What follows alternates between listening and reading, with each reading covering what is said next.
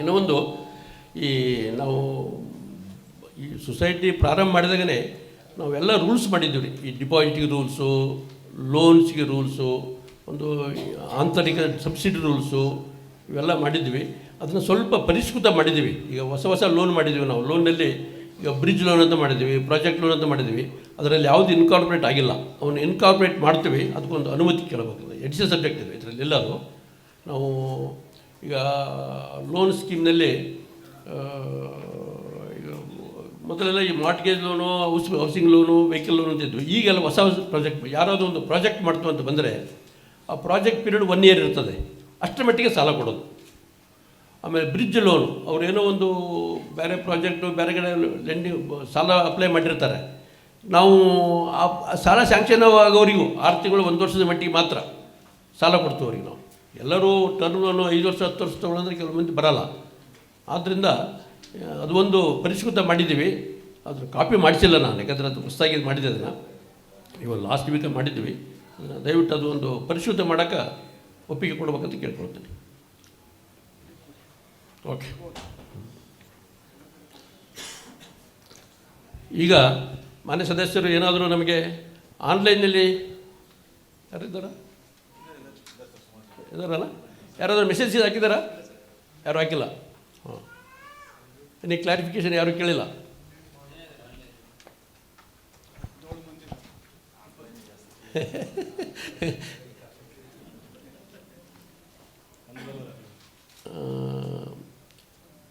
ಯಾರಾದರೂ ಏನಾದರೂ ಸಜೆಷನ್ ಇದೆಯಾ? ಕುಲ್ಕರ್ಣಿ ಸರ್, ಸುಬ್ರಹ್ಮಣ್ಯಂ ಅವರು ಬನ್ನಿ ಸರ್. ಎಲ್ಲರಿಗೂ ನಮಸ್ಕಾರ. ನಮ್ಮ ನವಕಲ್ಯಾಣ ಕರ್ನಾಟಕ ಸೌಹಾರ್ದ ಕ್ರಿಯೇಟ್ ಕೋಆಪರೇಟಿವ್ ಸೊಸೈಟಿ ಈ ಕೋವಿಡ್ ಹಿನ್ನೆಲೆಯಲ್ಲೂ ಕೂಡ ಒಳ್ಳೆಯ ಪ್ರಗತಿಯನ್ನು ಸಾಧಿಸಿದೆ. ಇದಕ್ಕೆ ಅಧ್ಯಕ್ಷರಾದಿಯಾಗಿ ಎಲ್ಲ ಸಿಬ್ಬಂದಿ ವರ್ಗದವರಿಗೂ ನಾವು ಧನ್ಯವಾದಗಳನ್ನು ಹೇಳ್ತೇವೆ. ನಾನು ಒಂದೆರಡು ಮೂರು ಅಂಶಗಳನ್ನು ನಿಮ್ಮ ಗಮನಕ್ಕೆ ತರಲಿಕ್ಕೆ ಇಷ್ಟಪಡ್ತಾ ಇದ್ದೇನೆ. ನಮ್ಮ ಸೊಸೈಟಿಯಲ್ಲಿ ಇಲ್ಲಿವರೆಗೂ ಏನು ನಡೆದಿದೆ ಅದ್ರ ಬಗ್ಗೆ ಆದಾಯ, ವ್ಯಯ, ಕರ ಇತ್ಯಾದಿ ವಿಷಯಗಳ ಬಗ್ಗೆ ಎಲ್ಲನೂ ನಾವು ಮಾತಾಡ್ಕೊಂಡಿದ್ದೇವೆ. ಆದರೆ ಎಲ್ಲ ಆರ್ಥಿಕತೆ ಸಂಬಂಧಪಟ್ಟಂಗೆ ಆಯಿತು, ದುಡ್ಡಿನ ವಿಷಯ.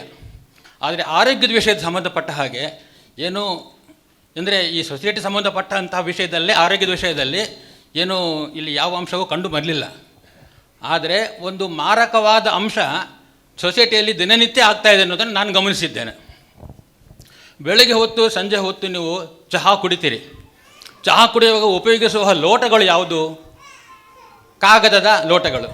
ಅದರೊಳಗೆ ವ್ಯಾಕ್ಸ್ ಇರ್ತದೆ. ನಾವು ಯಾವುದೋ ಮದುವೆಗೋ ಯಾವುದೋ ಕಾರ್ಯಕ್ರಮಕ್ಕೋ ಯಾವುದೋ ಒಂದು ಸಲ ನಾವು ಹೋಗಿ ಆ ಕಾಫಿ ಟೀ ಕುಡಿಬೇಕಂದ್ರೆ ಈ ವ್ಯಾಕ್ಸ್ ಇರೋ ಕಪ್ಪಲ್ಲಿ ಕುಡಿಬೇಕಲ್ಲಪ್ಪ. ಬಿಸಿ ಬಿಸಿ ಇರೋದು ವ್ಯಾಕ್ಸ್ ಒಳಗಡೆ, ಅದರಿಂದ ರಾಸಾಯನಿಕ ಒಳಗೆ ಹೋಗಿ ನಮ್ಮ ಹೊಟ್ಟೆ ಒಳಗೆ ಹೋಗ್ತಾ ಇದೆ ಅನ್ನೋದಕ್ಕೆ ನಾವು ಅದನ್ನು ಆದಷ್ಟು ಕುಡಿದೇ ಇರೋಕ್ಕೆ ಪ್ರಯತ್ನ ಮಾಡ್ತೀವಿ. ಆದರೆ ಇಲ್ಲಿ ದಿನನಿತ್ಯ ಬೆಳಗ್ಗೆ ಒಮ್ಮೆ ಸಂಜೆ ಒಮ್ಮೆ ನೀವು ಕಾಫಿ ಟೀ ಕುಡಿತಾ ಇದ್ದೀರಿ, ಮತ್ತು ನೀರು ಕುಡಿಯಲಿಕ್ಕೂ ನೀವು ಆ ಕಾಗದದ ಲೋಟಗಳನ್ನೇ ಬಳಸ್ತಾ ಇದ್ದೀರಿ. ಮಜ್ಜಿಗೆ ಕುಡಿಯಲಿಕ್ಕೂ ಬೇಸಿಗೆಯಲ್ಲಿ ಅದು ಬಳಸ್ತಾ ಇದ್ದೀರಿ. ದಿನನಿತ್ಯ ಇದನ್ನು ನೀವು ರಾಸಾಯನಿಕಗಳು ವ್ಯಾಕ್ಸ್ ಇರುವಂತಹ ಲೋಟಗಳನ್ನು ಬಳಸಿ ಅದರಲ್ಲಿರುವಂತಹ ಮಾರಕಾಂಶಗಳನ್ನು ನಿಮ್ಮ ಹೊಟ್ಟೆಯೊಳಗೆ ಸೇರಿಸ್ಕೊಳ್ತಾ ಇದ್ದೀರಿ. ಇದು ನಿಮ್ಮ ಆದಾಯ, ವ್ಯಯ, ಕರ ಇದೆಲ್ಲದಕ್ಕೂ ಹೊರತಾಗಿ ನಮ್ಮ ಆರೋಗ್ಯದ ಆದಾಯ, ಆರೋಗ್ಯದ ವ್ಯಯ, ಅದಕ್ಕೆ ನಾವು ಕೊಡಬೇಕಾದ ಕರದ ಬಗ್ಗೆ ಯೋಚನೆ ಮಾಡಬೇಕಾದ ವಿಷಯ ಆಗಿದೆ. ನಾನು ಕಳೆದ 10 ದಿನ ಹಿಂದೆ ಬ್ಯಾಂಕಿಗೆ ಬಂದಾಗ ನಿಮ್ಮ ಕಾವಲುಗಾರ ಹೊನ್ನೆಯವರು ನನಗೆ ಟೀ ಕುಡೀರಿ ಸರ್ ಅಂತ ಕೊಟ್ಟರು. ಇಲ್ಲಪ್ಪ ನಾನು ಕುಡಿಯಲ್ಲ ಅಂತ ನೋಡಿಬಿಟ್ಟು ಆತನಿಗೆ ಆಶ್ಚರ್ಯ, ಯಾಕೆ ಸರ್ ಅಂತಂದು ನಾನು ಹೇಳಿದೆ. ಆಮೇಲೆ ವಿಜಯಲಕ್ಷ್ಮಿ ಅವರು ಕೂಡ ಅವ್ರಿಗೂ ಹೇಳಿದೆ ನಾನು, ನೋಡಿ ಈ ಕಾರಣಕ್ಕೋಸ್ಕರ ನಾವು ಈ ಕಾಗದದ ಲೋಟಗಳಲ್ಲಿ ಕಾಫಿ ಚಹಾ ಕುಡಿಯೋದ್ರಿಂದ ನಮ್ಮ ಹೊಟ್ಟೆಗೆ ನಾವು ಬೇಡವಾದಂಥ ರಾಸಾಯನಿಕಗಳನ್ನು ಸೇರಿಸ್ಕೊಳ್ತಾ ಇದ್ದೀವಿ. ನೀವು ಪ್ರತಿನಿತ್ಯ 2 ಸಲ ಸೇರಿಸ್ಕೊಳ್ತಾ ಇದ್ದೀರಿ. ನಾವು ಯಾವುದೋ ಮದುವೆಗೋ ಯಾವುದೋ ಕಾರ್ಯಕ್ರಮಕ್ಕೆ ಹೋದಾಗ ನಾವು ಹಿಂಜರಿತೀವಲ್ವ, ನೀವು ಪ್ರತಿದಿನ ನಿಮ್ಗೆ ಗೊತ್ತಾಗ್ದೇ ನಿಮ್ಮ ಆರೋಗ್ಯಕ್ಕೆ ಹಾನಿ ಉಂಟು ಮಾಡ್ಕೊಳ್ತಾ ಇದ್ದೀರಿ. ಇದ್ರ ಬಗ್ಗೆ ಯಾರು ಯೋಚನೆ ಮಾಡ್ತಾ ಇಲ್ಲವ ನೀವು? ಬೇಕಾದರೆ ನೀವು ಮನೆಯಿಂದ ತೊಗೊಂಬಂದು ನೀವು ಸ್ಟೀಲ್ ಲೋಟಗಳಲ್ಲಿ ಇಟ್ಕೊಳ್ಳಿ, ನೀವು ಅದರೊಳಗೆ ನೀವು ಬಳಸ್ಕೊಳ್ಳಿ, ನೀವೇ ತೊಳೆದು ಇಟ್ಕೊಳ್ಳಿ, ನಿಮ್ಮ ಆರೋಗ್ಯಕ್ಕೆ ನೀವು ಸರಿಪಡಿಸ್ಕೋಬೇಕಲ್ವ ಅಂತಲೂ ಒಂದು ಅವ್ರಿಗೆ ಹೇಳಿದೆ. ನಾನು ಸಭೆಯಲ್ಲಿ ಕೂಡ ಆ ಮಾತು ಪ್ರಸ್ತಾಪ ಮಾಡ್ತೀನಿ ಅಂತ ನಾನು ಅವ್ರಿಗೆ ಹೇಳಿದ್ದೆ. ಈ ಸಭೆಯಲ್ಲಿ ನಾನು ಮುಖ್ಯವಾಗಿ ಹೇಳ್ತಾ ಇರೋದು, ನೀವೆಲ್ಲ ಸಿಬ್ಬಂದಿ ಕೆಲಸ ಮಾಡ್ತಾಯಿದ್ದೀರಿ, ಠೇವಣಿದಾರರು ನಾವಿದ್ದೀವಿ ಅಥವಾ ವ್ಯವಹಾರ ಮಾಡೋರು ನಾವಿದ್ದೀವಿ, ನಮಗೆ ಆರ್ಥಿಕತೆಯಲ್ಲಿ ನೀವು ಪ್ರಗತಿ ತೋರಿಸ್ತಾ ಇದ್ದೀರಾ, ನಿಮ್ಮ ಆರೋಗ್ಯಕ್ಕೆ ಕುಂದು ಉಂಟಾಗಬಾರದು ಅನ್ನೋ ಒಂದು ಕಳಕಳಿಯಿಂದ ಮಾತ್ರ ನಾನು ಇದನ್ನು ಹೇಳ್ತಾ ಇದ್ದೇನೆ. ನೀವು ದಯವಿಟ್ಟು ಆ ವ್ಯಾಕ್ಸ್ ಕೋಟೆಡ್ ಅಂತ ಹೇಳ್ತೀವಲ್ಲ ನಾವು, ಅಂಥ ಒಂದು ಲೋಟಗಳನ್ನು ನಾವು ಬಳಸದೆ ಉಕ್ಕಿನ ಲೋಟಗಳನ್ನು ಬಳಸಿ ಅಂತ ನಾನು ಸಲಹೆ ಕೊಡ್ಬೋದು. ಆ ಸಲಹೆ ಕೊಟ್ಟಷ್ಟು ಮಾತ್ರಕ್ಕೆ ಅನುಷ್ಠಾನಕ್ಕೆ ಬರುತ್ತದೆಯೋ ಇಲ್ಲವೋ ಅನ್ನೋದು ನಾನು ಹೇಳಲಾರೆ. ಮತ್ತು ಆ ಲೋಟಗಳಲ್ಲಿ ಮತ್ತೆ ತ್ಯಾಜ್ಯಗಳಾಗ್ತವೆ. ಪ್ರತಿದಿನ ನೀವು ಬೆಳಗ್ಗೆ 15 ಜನ, 15 ಜನ ಅಂದರೆ ಸಾಯಂಕಾಲ 15 ಜನ ಅಂದರೆ ಒಟ್ಟು 30 ಲೋಟಗಳನ್ನು ಬಳಸ್ತಾ ಇದ್ದಾರೆ. 30 ನಿಮಗೆ ತ್ಯಾಜ್ಯ ಆಗುತ್ತೆ. ನೀವು ಒಂದು ತಿಂಗಳಿಗೆ ಎಷ್ಟು ತ್ಯಾಜ್ಯಗಳನ್ನು ನೀವು ಪರಿಸರಕ್ಕೆ ಕೊಡ್ತಾ ಇದ್ರಿ ಅನ್ನೋದನ್ನು ಯೋಚನೆ ಮಾಡಬೇಕಾಗುತ್ತೆ. ಆದ್ದರಿಂದ ನೀವು ಉಕ್ಕಿನ ಲೋಟ ಆದರೆ ಈ ತ್ಯಾಜ್ಯದ ಮಾತು ಬರಲ್ಲ. ಆದರೆ ಒಂದು ಕೆಲಸ ತೊಳೆದಿಟ್ಕೊಳ್ಳೋದನ್ನ ಮಾತು ಬರ್ತದೆ. ಊಟ ಮಾಡೋದು ನಮ್ಮ ಕೈಯನ್ನು ತೊಳೆದುಕೊಳ್ಳಲ್ವಾ? ನಮ್ಮ ಆರೋಗ್ಯಕ್ಕೋಸ್ಕರ ನಮ್ಮ ಆರೋಗ್ಯಕರ ಪಾನೀಯ ಕುಡಿಯಬಾರ್ದು ನಾವು, ಕಾಫಿ ಚಹಾ ಅಂತೇಳಿ. ಎಷ್ಟೋ ಸಲ ಲೋಟ ಇಟ್ಟಿದ್ರೆ ಕೂಡ ನಮ್ಮ ಸಿಬ್ಬಂದಿಯವರು ತಕ್ಷಣ ಕುಡಿಯೋಕ್ಕಾಗಲ್ಲ, ಸ್ವಲ್ಪ ಹೊತ್ತು ಇಟ್ಟಿರ್ತಾರೆ ಅಲ್ಲೇ. ಅದರೊಳಗೆ ಕರಗಿ ಹೆಚ್ಚು ರಸಾಯನಗಳು ಒಳಗೆ ಹೋಗಿರ್ತವೆ. ಅದು ಯಾರ ಗಮನಕ್ಕೂ ಬರಲ್ಲ, ಒಳಗೆ ಹೋಗ್ತಾ ಇದೆ ಅಂತೇಳಿ. ಆದ್ದರಿಂದ ನಾನು ಬರೀ ಸಲಹೆ ಕೊಡೋದು ಮಾತ್ರ ಅಂತ ಅಲ್ಲ, ಲೋಟಗಳನ್ನು ನಾನೇ ನಿಮಗೆ ಕೊಡಬೇಕು ಅಂತ ಈ ಸಭೆಯ ಮೂಲಕ ನಾನು ತಯಾರಾಗಿ ಬಂದಿದ್ದೇನೆ.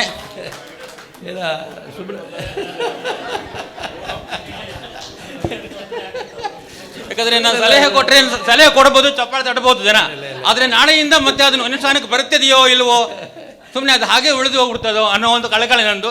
ನಾನು ಮುಖ್ಯವಾಗಿ ನಿಮ್ಮ ಆರೋಗ್ಯದ ಕಳಕಳಿ ಇರುವಂಥದ್ದು.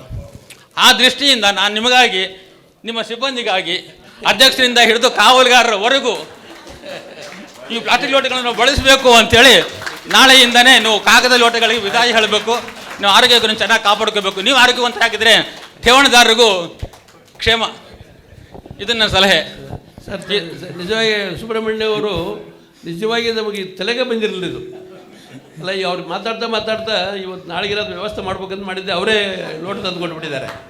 ನಿಜವಾಗಿ I am very very thankful to Subrahmanyam. ಸಲಹೆ ಕೊಡೋದು ಸುಲಭ, ಅದೇ ಅನುಷ್ಠಾನದಲ್ಲಿ ಮಾಡೋದು ಮುಖ್ಯ.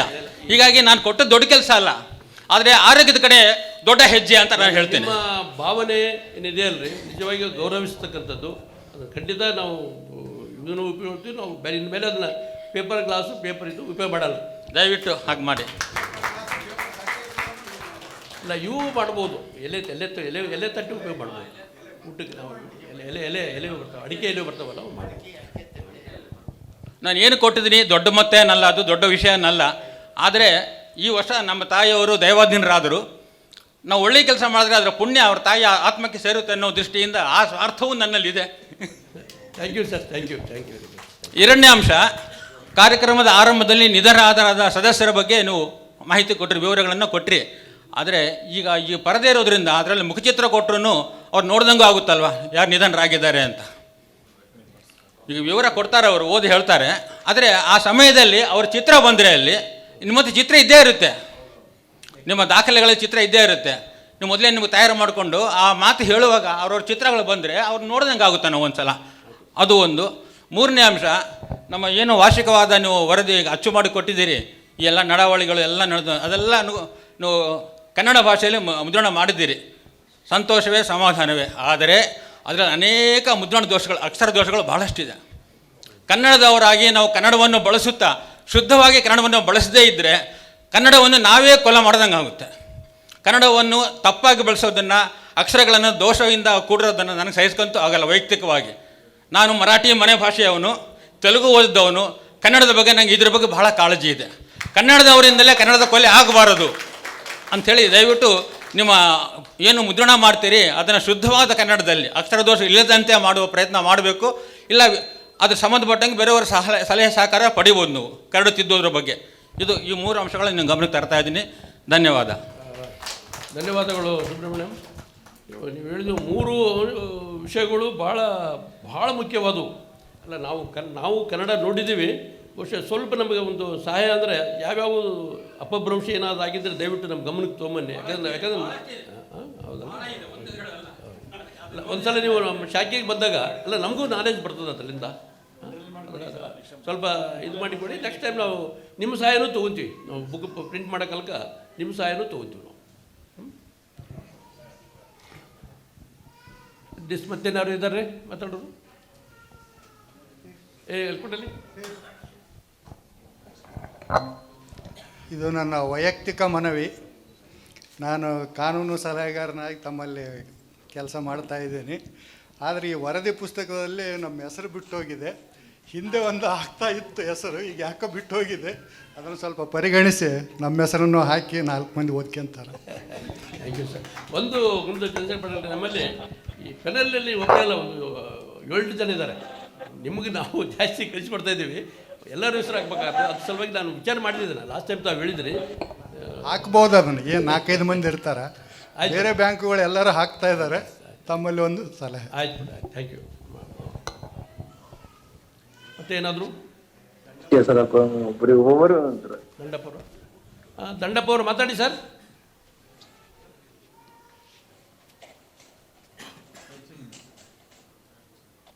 ದಂಡಪ್ಪ ಅವರು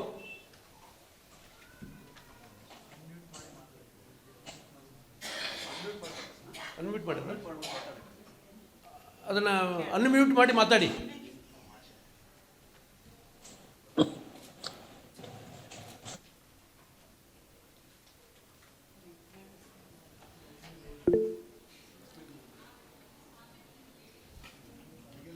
ಏನೋ ಟೆಕ್ನಿಕಲ್ ಪ್ರಾಬ್ಲಮ್.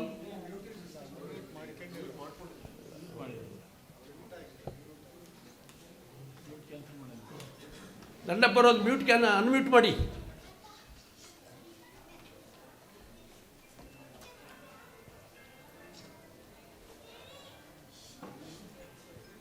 ಇಲ್ಲಿ ಬಿಡಿ. ಸೊ ದಿಸ್ ನೆಕ್ಸ್ಟ್ ಮುಂದಿನ ಕಾರ್ಯಕ್ರಮ ನಮ್ಮ ಕೊನೆಯ ಹಂತಕ್ಕೆ ಹೋಗೋದು ಮುಂಚೆ ನಮ್ಮ ಸಂಸ್ಥೆಯ ಹಿರಿಯ ಸದಸ್ಯರು 80 ವರ್ಷಕ್ಕಿಂತ ಆದವ್ರನ್ನ ಸನ್ಮಾನ ಮಾಡೋದೊಂದು ರೂಢಿ ಇಟ್ಕೊಂಡಿದ್ದೀವಿ. ಈ ಸಲ ಸನ್ಮಾನ ಮಾಡಲು ನಮ್ಮ ಸೌಹಾರ್ದ ಸಂಯುಕ್ತ ಸಹಕಾರಿಯ ನಿರ್ದೇಶಕರಾದ ಮುಳ್ಳೂರು ಅವರು ಬಂದಿದ್ದಾರೆ, ಮ್ಯಾನೇಜಿಂಗ್ ಡೈರೆಕ್ಟ್ರು ಶರಣಗೌಡರು ಇದ್ದಾರೆ. ಅವ್ರ ಮುಖಾಂತರ ಮಾಡ್ಬೇಕಂತ ಕೇಳ್ಕೊಳ್ತೀವಿ. ಮಾತಾಡ್ರಿ. ಮೊದಲನೇದಾಗಿ ತಮ್ಮ ಸೊಸೈಟಿ ಪದಾಧಿಕಾರಿಗಳ ಅಧ್ಯಕ್ಷರು ಮತ್ತು ಪದಾಧಿಕಾರಿಗಳಿಗೆ ನಾನು ಧನ್ಯವಾದಗಳನ್ನು ಅರ್ಪಿಸ್ತೀನಿ. ಡಿವಿಡೆಂಡ್ ಜಾಸ್ತಿ ಮಾಡಿದ್ದೀರಿ, ಅದು ಕೂಡ ನಾನು ನೋಡಿದೆ. ಅಂದರೆ ಬೆಳೀತಾ ನಮ್ಮ ಒಂದು ಸೊಸೈಟಿ ಮುಂದಿನ ದಿನಗಳಲ್ಲಿ ಇನ್ನೂ ಹೆಚ್ಚು ನಮ್ಮ ಸದಸ್ಯರಿಗೆ ಅನುಕೂಲ ಆಗ್ಬೋದು ಅಂತ ನಾನು ಅಂದ್ಕೊಂಡಿದ್ದೀನಿ. 1 ಕೋಟಿ ರೂಪಾಯಿ ಪ್ರಾಫಿಟ್ ಮಾಡಿದಿರಿ ತಾವು, ಇನ್ನೂ ಮುಂದೆ ಇನ್ನೂ ಜಾಸ್ತಿ ತೋರಿಸ್ತಾ ಇದ್ದೀರಾ. ಈ ಸಂಸ್ಥೆ ನಮ್ಮ ಮುಂದೆ ಬೆಳೆಸಬೇಕು ಅಂತಂದರೆ ಒಂದು ಸ್ವಂತ ಕಟ್ಟಡ ಬೇಕು ಇದಕ್ಕೆ. ಈಗ ಸಾಕಷ್ಟು ಹಿರಿಯ ಸದಸ್ಯರು ಇಲ್ಲಿದ್ದಾರೆ. ಯಾವುದೇ ವಿಚಾರದಲ್ಲಿ ಒಂದು ಕೊಡೋ ಒಂದು ಪರಿಸ್ಥಿತಿಯಲ್ಲಿಯೂ ಇರ್ತಾರೆ. ಒಂದು ಸೈಟ್ ಇರ್ಬೋದು, ಮನೆ ಜಾಗ ಇರ್ಬೋದು, ನೋಡಿ ಕೊಡಿಸೋ ವ್ಯವಸ್ಥೆಯಲ್ಲಿ ಇರ್ತಾರೆ. ನೀವು ಹೇಳಿ ಟ್ರಸ್ಟ್ ಮಾಡ್ಬೇಕಂದ್ರೆ ನೋಡಿ ಡೊನೇಷನ್ ಬರ್ತಾರೆ. ಟ್ರಸ್ಟ್ ಮಾಡಿದರೆ ಅದು ಕೂಡ ಒಳ್ಳೆಯ ವಿಚಾರನೇ. ಅದು ನೀವು ಮಾಡಿದರೆ ಸಾಕಷ್ಟು ಜನ ನಿಮ್ಮ ಸಂಪರ್ಕದಲ್ಲಿದ್ದಾರೆ, ಡೊನೇಷನ್ ಕೊಡೋರು ಭಾಳ ಜನ ಇದ್ದಾರೆ. ನಾವು ಅದನ್ನು ಉಪಯೋಗ ಮಾಡ್ಬೋದು. ಈ ಸಂಸ್ಥೆ ಹಿತದೃಷ್ಟಿಯಿಂದ ಒಂದು ಜಾಗ ತಗೊಂಡು ಒಂದು ಕಟ್ಟಡ ಮಾಡಿದರೆ ಇಂಥ ಒಂದು ಸಂಸ್ಥೆ ನಮ್ಮಲ್ಲಿ ಇದೆ. ಕಲ್ಯಾಣ ಕರ್ನಾಟಕ ಅಂತ ಮಾಡಿದ್ವಿ, ಬೋರ್ಡ್ ಬೇರೆ ಇದೆ, ನವ ಕಲ್ಯಾಣ ಕರ್ನಾಟಕ. ಇದು ಒಂದು ಬೆಂಗಳೂರಲ್ಲಿ ನಾವು ಆ ಭಾಗದಿಂದ ಬಂದವರಿಗೆ ಭಾಳ ಅನುಕೂಲ ಆಗ್ಬೋದು ಅನ್ನೋ ದೃಷ್ಟಿಯಿಂದ ಡೊನೇಷನ್ನು ನಿಮಗೆ ಬರ್ತದೆ, ಜೊತೆಗೆ ಸದಸ್ಯರು ಕೊಡ್ತಾರೆ. ತಾವೇನು ಅದ್ರ ಬಗ್ಗೆ 2 ಮಾತಿಲ್ಲ. ಒಂದು ಇವತ್ತೇ ತೊಗೊಳ್ಬೇಕು, ಸೂಕ್ತ ತೀರ್ಮಾನ ಇವತ್ತೇ ತೊಗೊಳ್ಬೇಕಂತ ನಾನು ತಮ್ಮಲ್ಲಿ ಕೇಳ್ತೀನಿ. ಜಾಗ ತೊಗೊಂಡು ಒಂದು ಕಟ್ಟಡ ಮಾಡೋದು ಭಾಳ ಒಳ್ಳೆಯ ವ್ಯವಸ್ಥೆ ಮಾಡಿಕೊಂಡು ನಾವು ಇರ್ಬೋದಾಗಿದೆ. ಈಗ ನೋಡಿ, ನಾವು ಬೇರೆ ದೂರದಿಂದ ಬರ್ತೀವಿ ಇಲ್ಲಿಗೆ ಯಾವುದು ಇದು ಈ ಬೆಂಗಳೂರಿಗೆ ಬಂದಿದ್ದೀವಿ. ಜೊತೆಗೆ ನಾವಿರೋದು ರಾಜಾಜಿನಗರದಲ್ಲಿ ಜಾಸ್ತಿ ಜನ ಇದ್ದಾರೆ. ನಾವು ಜಯನಗರ, ಆಮೇಲೆ ಬನಶಂಕರಿ, ಆಮೇಲೆ ರಾಜರಾಜೇಶ್ವರಿ ನಗರದಿಂದ ಇಲ್ಲಿ ಮೀಟಿಂಗ್ ಬರ್ಬೇಕು ನಾವು. ಇದು ಭಾಳ ತೊಂದರೆ ಆಗುತ್ತೆ ನಮಗೆ ಮುಂದಿನ ದಿನಗಳಲ್ಲಿ. ನೀವೆಲ್ಲ ಬೇರೆಯವರೆಲ್ಲ ಈ ಏರಿಯಾದಲ್ಲಿ ಇರೋದರಿಂದ ನಿಮಗೆ ತೊಂದರೆ ಆಗೋಲ್ಲ, ನಮಗೆ ಭಾಳ ತೊಂದರೆ ಆಗುತ್ತೆ ಅಲ್ಲಿಂದ ಬರೋಕ್ಕೋಸ್ಕರ. ಆಮೇಲೆ ಮುಂದಿನ ದಿನಗಳಲ್ಲಿ ಈ ಜಾಗ ಬಿಟ್ಟು ಬೇರೆ ಆ ಕಡೆ ರಾಜಾಜಿನಗರ ಕಡೆ ಎಲ್ಲ ಸೆಂಟ್ರ್ ಪ್ಲೇಸಲ್ಲಿ ಮಾಡಿ ಮೀಟಿಂಗ್ಗಳನ್ನ. ನಮ್ಗೆ ಭಾಳ ಸಂತೋಷ ಆಗುತ್ತೆ. ನೀವು ಈ ರೀತಿ ಮಾಡ್ಬೋದು ಅಂತ ನಾವು ಅಂದ್ಕೊಂಡು ತಮಗೆ ರಿಕ್ವೆಸ್ಟ್ ಮಾಡ್ತಾಯಿದ್ದೀನಿ. ಇದೆಲ್ಲ ನಂದು ಒಂದು ಪೂರಕವಾಗಿ ಹೇಳ್ಬೇಕಂದ್ರೆ ಭಾಳಷ್ಟು ಇರ್ತದೆ, ಬೇಡ ಈಗ ಇಷ್ಟು ಸಾಕು. ಈಗ ನೀವೇನಾದರೂ ಮಾಡಿ ಒಂದು ಸಂಸ್ಥೆಗೆ ಜಾಗ ತೊಗೊಳ್ಬೇಕನ್ನೋದು ನಂದು ವೈಯಕ್ತಿಕ ಆಮೇಲೆ ರಿಕ್ವೆಸ್ಟ್ ಅಂತ ತಿಳ್ಕೊಂಡು ಮಾಡಬೇಕು. ಇದ್ರ ಬಗ್ಗೆ ಏನು ಮಾಡ್ತೀರಿ ಮುಂದಿನ ದಿನಗಳಲ್ಲಿ ನಿಮಗೆ ನಾವು ಹೇಳ್ಕೊಡೋದು ಬೇಕಾಗಿಲ್ಲ, ಸಾಕಷ್ಟಿದೆ. ಕೊಟ್ರೇಶಪ್ಪ ಅವ್ರ ಬಗ್ಗೆ ಮಾತಾಡ್ತೀರಿ, ಅವ್ರು ಹೇಳಿದ್ದು ಕೇಳ್ತೀರಿ. ನಮ್ಮ ಬಗ್ಗೆನೂ ಸ್ವಲ್ಪ ಗಮನ ಹರಿಸಿ ಕಡೆ. ಇನ್ನು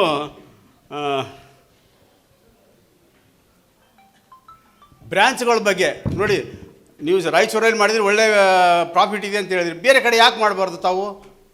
ಸ್ವಲ್ಪ ನೋಡಿ, ಅದು ಕೂಡ ಸ್ವಲ್ಪ ವಿಚಾರ ಮಾಡಿ ಬ್ರ್ಯಾಂಚ್ಗಳು ಮಾಡೋಕ್ಕೆ ಸ್ವಲ್ಪ ತಾವು ದಯವಿಟ್ಟು ಗಮನ ಹರಿಸಬೇಕು ಅಂತ ತಮ್ಮಲ್ಲಿ ವಿನಂತಿ ಮಾಡ್ಕೊಂಡು ಧನ್ಯವಾದಗಳು. ಬಪ್ಪಗೌಡ್ರೆ ಧನ್ಯವಾದಗಳು. ಈಗ ಇಲ್ಲ, ನಾನೇನು ಮಾತಾಡೋದಿಲ್ಲ. ಇವತ್ತು 11ನೇ ವಾರ್ಷಿಕ ಸಾಮಾನ್ಯ ಮಹಾಸಭೆಯನ್ನು ಇಂದಿನ ಪದಾಧಿಕಾರಿಗಳು ಅಧ್ಯಕ್ಷರು ಯಶಸ್ವಿಯಾಗಿ ನಡೆಸಿಕೊಡ್ತಾ ಇರೋದಕ್ಕೆ ತಮ್ಮೆಲ್ಲರ ಪರವಾಗಿ ಅವರಿಗೆ ಹೃತ್ಪೂರ್ವಕವಾದ ಧನ್ಯವಾದಗಳನ್ನು ನಾನು ಅರ್ಪಿಸ್ತಾ ವಹಿಸ್ತಾ ಇದ್ದೀನಿ. ಆಮೇಲೆ ಸಹಕಾರಿ ಅಂದರೆ ಸಹಬಾಳ್ವೆ ಮತ್ತು ಸಾಮಾಜಿಕ ನೆಲೆಯಲ್ಲಿ ಒಬ್ರಿಗೊಬ್ಬರು ಆಸರೆಯಾಗಿ ಬದುಕುವಂಥ ಒಂದು ವಾತಾವರಣ ನಿರ್ಮಾಣ ಮಾಡಿಕೊಡುವುದೇ ಒಂದು ಸಹಕಾರಿ ತತ್ವದ ಒಂದು ಸಿದ್ಧಾಂತ ಆಗಿದೆ. ಈ ಒಂದು ಹಿನ್ನೆಲೆಯಲ್ಲಿ ನಾನು ಮಾತಾಡಬೇಕು ಅಂತ ಹೇಳಿದ್ರೆ, ಮೊದಲ ನಾನು ಬಂದಾಗ ಅಧ್ಯಕ್ಷರು ಜನ ಇಲ್ಲ, ಕೋರಮ್ ಆಗಿಲ್ಲ, ಹೆಂಗೆ ಮಾಡೋದು ಅಂತ ಒಂದು ಸಲ 15 ನಿಮಿಷ ಕಾನೂನು ಪ್ರಕಾರ ಮುಂದಕ್ಕೆ ಹಾಕಿದರು. ನಾನು ಜನ ಬರದೇ ಇರೋದಕ್ಕೆ ನಿಮ್ಮನ್ನು ಅಭಿನಂದಿಸ್ತೀನಿ. ಯಾಕಂದರೆ ಮೊದಲೇ ಸಲ ಇಲ್ಲಿ ಸಭೆ ಮಾಡಿದಾಗ ನಿಂತ್ಕೊಳ್ಳೋಕೆ ಜಾಗ ಇದ್ದಿಲ್ಲ. ಅಂದರೆ ಆವಾಗ ಅವರು ತಮ್ಮ ಠೇವಣಿ ಬಗ್ಗೆ, ದುಡ್ಡಿನ ಬಗ್ಗೆ ಭಾಳ ಚಿಂತೆ ಇತ್ತು, ಇವ್ರು ಏನು ಮಾಡ್ತಾರೇನಂತ. ಇವತ್ತು ಯಾರೂ ಬಂದಿಲ್ಲ ಅಂದರೆ ಎಲ್ಲ ದುಡ್ಡು ನಿಮಗೆ ಕೊಟ್ಟು ಮನೆಗೆ ಆರಾಮಾಗದಾರ ಅಂದಮೇಲೆ ನಿಮ್ಮ ಮೇಲೆ ಎಲ್ಲರೂ ಭರವಸೆ ಇಟ್ಟಾರಂತ ತಿಳ್ಕೊಂಡು ನಾನು ಅವ್ರು ಬರದೇ ಇರೋದಕ್ಕೆ ನಿಮಗೆ ಅಭಿನಂದನೆಗಳನ್ನು ನಾನು ಸಲ್ಲಿಸ್ತಾ ಇದ್ದೀನಿ. ಜೊತೆಗೆ ಪೇಜ್ ನಂಬರ್ 33 ಕೂಡ ಕಳೆದ ವರ್ಷ ಬರೀ ಠೇವಣಿ 9,51,500 ಇತ್ತು.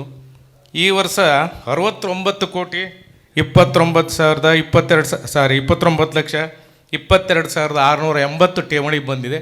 ಇದರಲ್ಲೂ ಕೂಡ ನಿಮ್ಮ ಪಾತ್ರ ಹೆಚ್ಚಿನದು ಅಂಥೇಳಿ ನಾನು ಹೇಳ್ತೀನಿ. ನಾನು ಇಲ್ಲಿ ಮಾತಾಡುವಂಥ ಅವಶ್ಯಕತೆ ಇರಲಿಲ್ಲ, ಆದರೂ ಒಂದು ವಿಷಯ ಮಾತಾಡಬೇಕಾಗಿದೆ.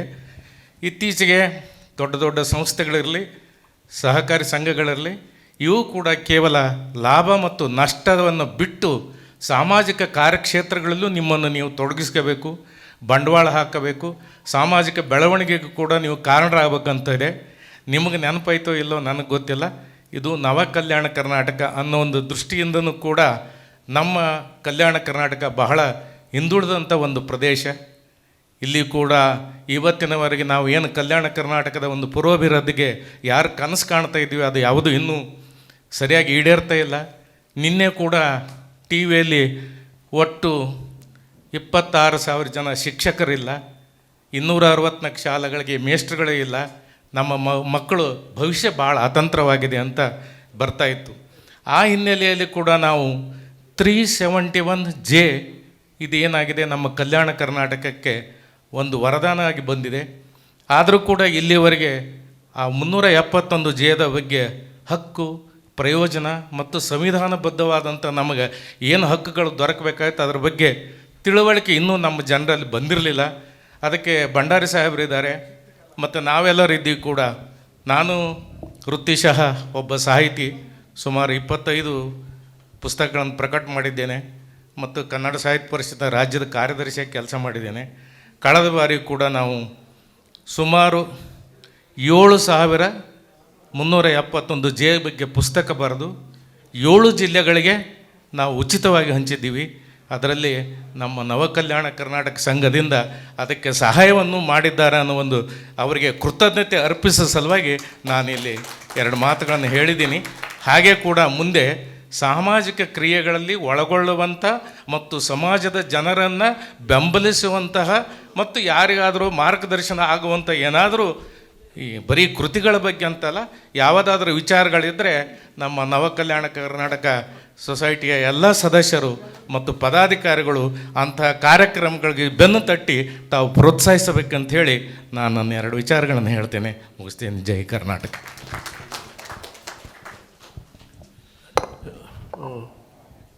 ಬಾಪುಗೌಡರು ಮತ್ತು ಸಂಗಮೇಶ್ ಬಾದವಾಡಿಗವರು ಮಾತಾಡಿದ್ದಾರೆ. ಬಾಪುಗೌಡರು ಹೇಳಿದಾಗೆ ಈಗ ನಾವು ಯಾವಾಗಲೂ ಬಿಲ್ಡಿಂಗ್ ಫಂಡ್ ಕ್ರಿಯೇಟ್ ಆಗಿರ್ಬೇಕು. ಯಾವುದೇ ಒಂದು ಕಟ್ಟಡ ಸೈಟ್ ತೊಗೋಬೇಕಾದ್ರೆ ನಾವು ಮೊದಲಿಂದನೂ ನಾವು ಸ್ಥಾಪನೆ ಮಾಡಿ ವರ್ಷದಿಂದ ಡಿವಿಡೆಂಡ್ ಕೊಟ್ಕೊಂತ ಹೋಗಿದ್ದೀವಿ. ಅದೇ ಡಿವಿಡೆಂಡ್ ಕೊಟ್ಟಿದ್ದಿಲ್ಲ ಅಂದರೆ ಉಳಿಸ್ಬೋದಾಗಿತ್ತು ದುಡ್ಡು. ಆದರೂ ಆದಾಗ್ಯೂ ಕೂಡ ಸುಮಾರು ಒಂದು 40-50 ಲಕ್ಷ ರೂಪಾಯಿ ಡಿವಿಡೆಂಡ್ ಇದೆ, ಅಂದರೆ ಬಿಲ್ಡಿಂಗ್ ಫಂಡ್ ಇದೆ. ಈ ಸಲ ಖಂಡಿತವಾಗಿ ಅದ್ರ ಬಗ್ಗೆ ವಿಚಾರ ಮಾಡ್ತೀವಿ. ಯಾಕಂದರೆ ಇಸ್ ಇಸ್ ದ ಟೈಮ್ ನಾವು. ಯಾಕಂದರೆ ಸುಮಾರು 10-12 ವರ್ಷ ಆಯಿತು ನಾವು CA ಸೈಡ್ ಸಿಗೋದಲ್ಲ, ಓಪನ್ ಮಾರ್ಕೆಟೇ ಖರೀದಿ ಮಾಡೋಣ. ಇಲ್ಲಾಂದ್ರೆ ಒಂದು ಯಾವುದು ಇದ್ದರೆ ನಿಮಗೆ ನೀವು ಹೇಳಿ ನೋಡೋಣ ಅಂತ.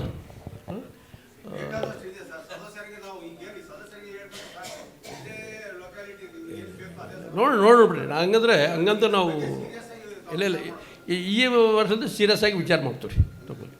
ಈಗೇನು ನಮ್ಮ ಸಂಗಮೇಶ್ ಬಾದವಾಡಿಗವರು ಹೇಳಿದಾರಲ್ಲ ಕಾರ್ಯಚಟುವಟಿಕೆಗಳ ಬಗ್ಗೆ, ಅದ್ರ ಸಲುವಾಗಿ ನಾವು ಚಾರಿಟೇಬಲ್ ಟ್ರಸ್ಟ್ ಅಂತ ಒಂದು ಸಪ್ರೇಟಾಗಿ ಒಂದು ಇನ್ಸ್ಟಿಟ್ಯೂಷನ್ ಮಾಡ್ತಾಯಿದ್ದೀವಿ. ಅದರ ಮುಖಾಂತರ ಭಾಳಷ್ಟು ಕಾರ್ಯಗಳನ್ನು ಮಾಡ್ಬೋದು ಅಂತ ಅನ್ಕೊಂಡು, ಯಾಕಂದರೆ ಇದರಲ್ಲಿ ಭಾಳ ಕಡಿಮೆ. ಇವನ್ನ ಯಾರಿಗಾದರೂ ವಂತಿಗೆ ಕೊಡಬೇಕಾದ್ರೂ ಕೂಡ ರಿಸ್ಟ್ರಿಕ್ಷನ್ಸ್ ಇದೆ ನಮಗೆಲ್ಲ. ಅದೇನು ತಾವು ಹೇಳಿದರೆ ನಾವು ಅದೇ ಒಂದು ಪುಸ್ತಕ ಕೂಡ ನಾವು ನಮ್ಮ ಕಡೆಯಿಂದ ಪ್ರಿಂಟ್ ಮಾಡಿ ಕೊಡಿಸಿದ್ವಿ ಲಾಸ್ಟ್ ಇಯರ್.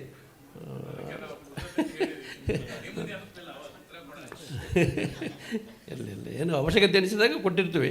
ಈಗ ಬಾಪುಗೌಡರು ಹೇಳಿದಂಗೆ ಬ್ರ್ಯಾಂಚು ಮುಂದೆ ವಿಚಾರ ಮಾಡೋಣ, ಇನ್ನೂ ಭಾಳ ಬಲಿಷ್ಠ ಆಗ್ಬೇಕು ನಾವು. ಯಾಕಂದರೆ ನಮ್ಮದು ವರ್ಕಿಂಗ್ ಫಂಡ್ ಇನ್ನೂ ಬರೀ 85 ಕೋಟಿ ಆಗ್ಬೋದು ಈ ಸಲ.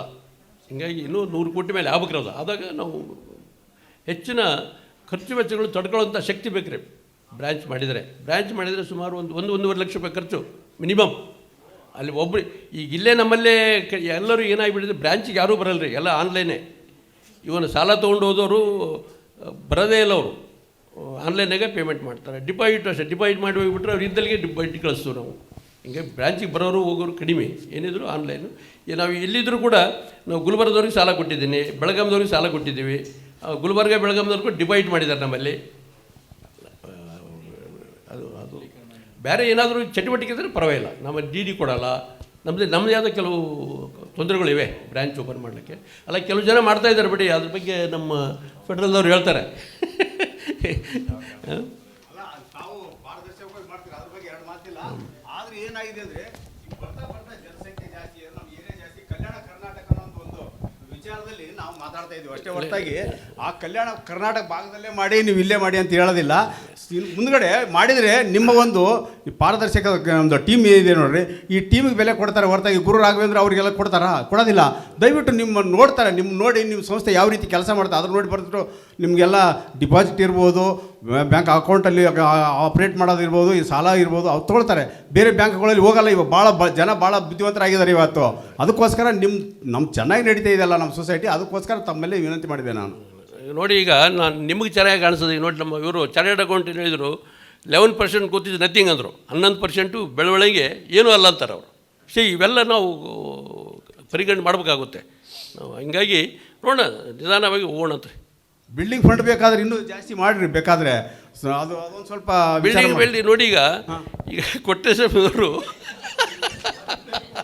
ಈಗ ಡಿವಿಡೆಂಡ್ ಕೊಟ್ಟ ಮೇಲೆ ಉಳಿದೋದ್ರಲ್ಲಿ 80% ಬಿಲ್ಡಿಂಗ್ ಫಂಡಿಗೆ ಹೋಗ್ಬೇಕು. ಅಲ್ಲಿ ದುಡ್ಡೇ ಉಳಿಯೋದಿಲ್ಲ ಈಗ. ಆ ಥರ ಇದೆ. ಬಟ್ ಆದರೂ ಕೂಡ ನಾವು ಮಾಡ್ತಾಯಿದ್ದೀವಿ.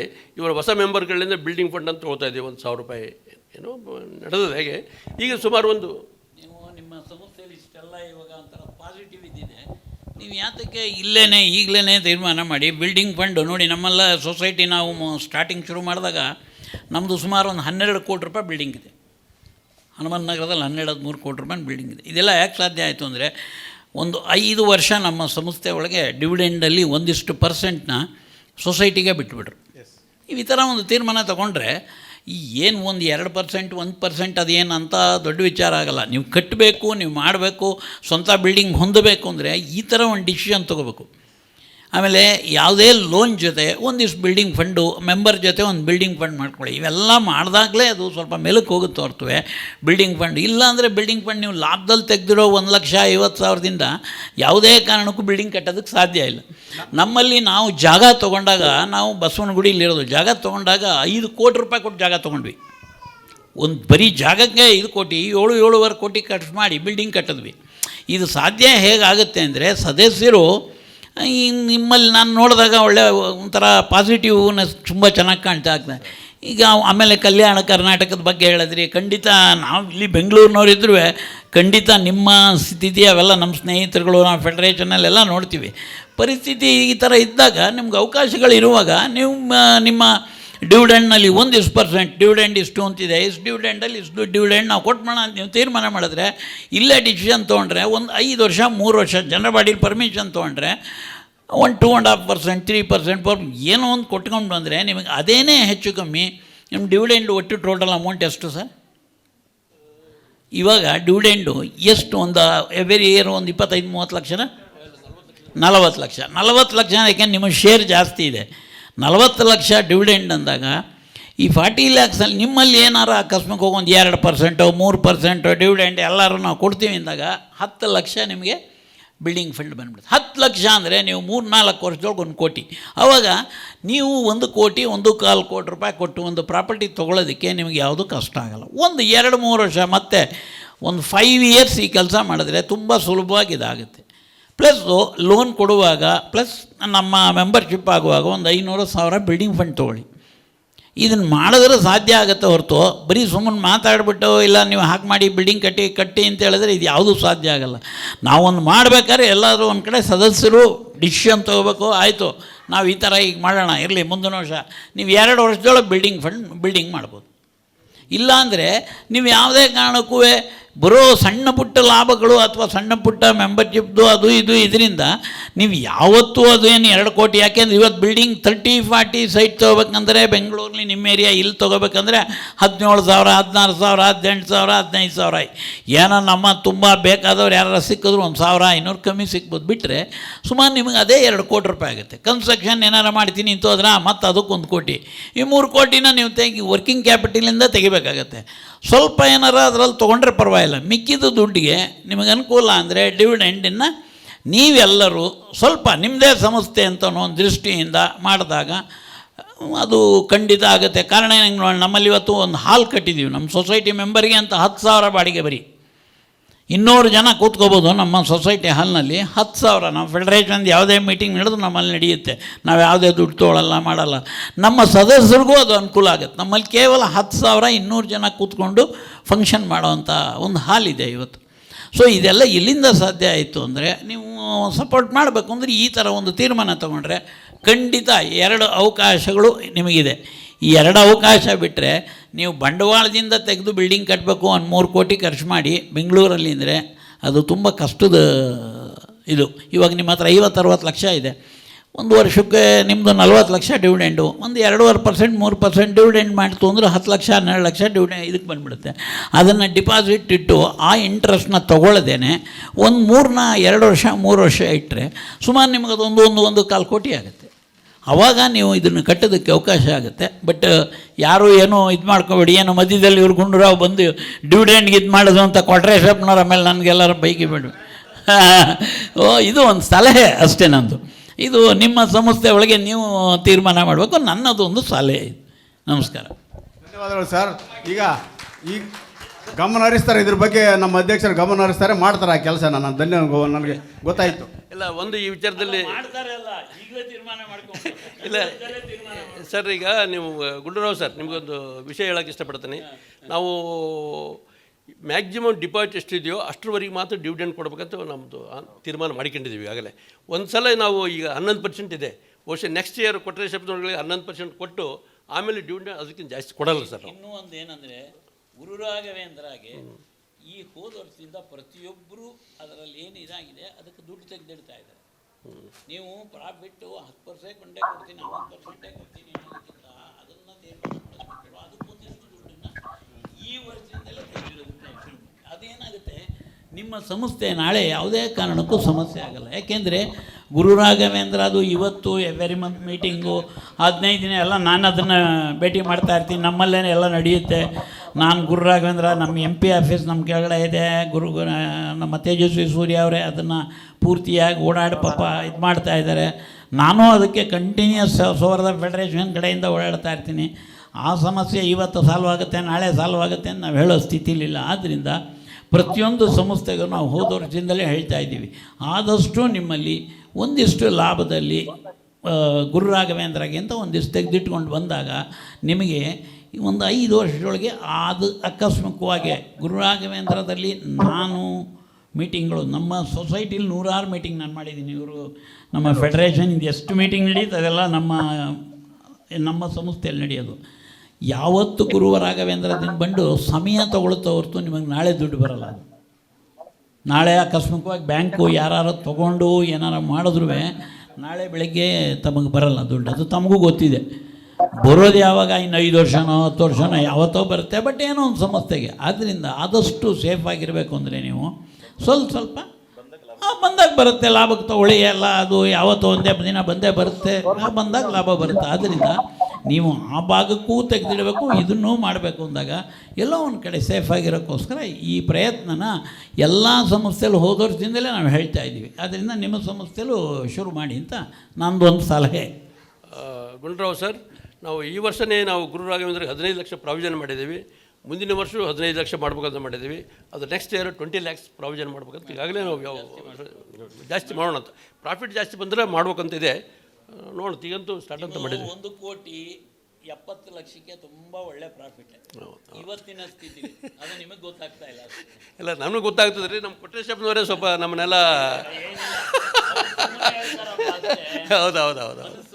ಈಗ ನೋಡಿ, ಜನರಲ್ ಬಾಡಿಲಿ ಮಾತಾಡುವಾಗ ರೀತಿನೇ ಬೇರೆ. ಬಟ್ ಸಂಸ್ಥೆಗೆ 4 ಜನಕ್ಕೆ ಏನಾರು ಒಂದು ಉಪಯೋಗ ಆಗುತ್ತೆ ಅಂದರೆ ಹಿರಿಯರು ಮೊದಲು ಅವರೇ ಒಪ್ಕೊಳ್ಳೋದು. ಆಮೇಲೆಲ್ಲ ಮನಸ್ಸು ಬಿಚ್ಚಿ ಅವ್ರು ಮಾತಾಡಿದ್ದಾರೆ ಅಷ್ಟೇ ಹೊರತು ಒಪ್ಕೊಳ್ಳೋ ಅಂಥ ವ್ಯಕ್ತಿತ್ವ ಅವರಲ್ಲಿ ನಾನು ಕಂಡಿದ್ದೀನಿ. ನೀವೇನಾರು ಮಾಡ್ತೀನಿ ಅಂದರೆ ಇವಾಗ ಫಸ್ಟ್ ಅವ್ರ ಹತ್ರನೇ ಹೇಳಿಸ್ಬಿಡಿ, ನಾನು ಹೇಳ್ತೀನಿ, ಒಪ್ಕೊಂಡ್ಬಿಡ್ತಾರೆ ಅವರು, ಸುಲಭವಾಗಿ ಆಗುತ್ತೆ. ಏನೂ ಇಲ್ಲ, ನಾಳೆ ಸಂಸ್ಥೆ ಚೆನ್ನಾಗಿರುತ್ತೆ ಅಷ್ಟೇ. ನಾಳೆ ಸಂಸ್ಥೆ ಬಲಿಷ್ಠವಾಗಿರಬೇಕು ಅಂದರೆ ಇವೆಲ್ಲ ನಾವು ಡಿಸಿಷನ್ ತೊಗೊಳ್ಳೇಬೇಕಾಗುತ್ತೆ, ಇಲ್ಲದೇ ಇದ್ದರೆ ನಾವೇನು ಮಾಡೋದಕ್ಕೆ ಸಾಧ್ಯ ಇಲ್ಲ. ಸೊ ಆದ್ದರಿಂದ ಇಂಥದ್ದೊಂದು ತೀರ್ಮಾನ ತೊಗೊಂಡ್ರೆ ನಿಮ್ಮ ಸಂಸ್ಥೆಗೆ ಒಳ್ಳೆಯದಾಗುತ್ತೆ ಅಂತ ಹೇಳ್ತಾರೆ. ಓಕೆ.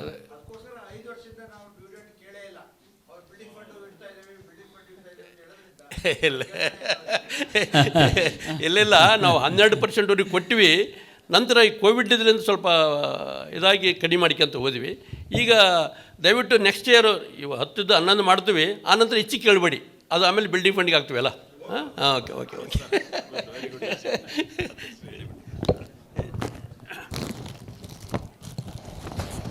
ಈಗ ಸನ್ಮಾನ ಹಿರಿಯರಿಗೆ ಚೇರ್ ಹಾಕ್ಸಿಲಿ.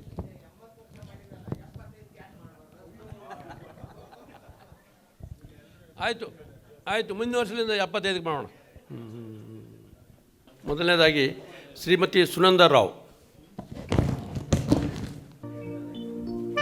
ಶ್ರೀಮತಿ ಸುನಂದ ರಾವ್ ಅವರು ಹಿರಿಯ ಸದಸ್ಯರಿದ್ದಾರೆ ಹಾಗೂ ನಮ್ಮಲ್ಲಿ ಒಳ್ಳೆಯ ಠೇವಣಿದಾರರು ಕೂಡ ಆಗಿದ್ದಾರೆ. ಅವರಿಗೆ ಸನ್ಮಾನಿಸ್ತಿರುವುದು ನಮ್ಮೆಲ್ಲರಿಗೂ ತುಂಬ ಸಂತೋಷವಾಗ್ತಾ ಇದೆ. ನಮ್ಮ ಕರೆಯನ್ನು ಮನ್ನಿಸಿ ಅವ್ರು ಬಂದಿರೋದು ಅವರಿಗೆ ಹೃತ್ಪೂರ್ವಕದ ವಂದನೆ ಅರ್ಪಿಸ್ತೇವೆ.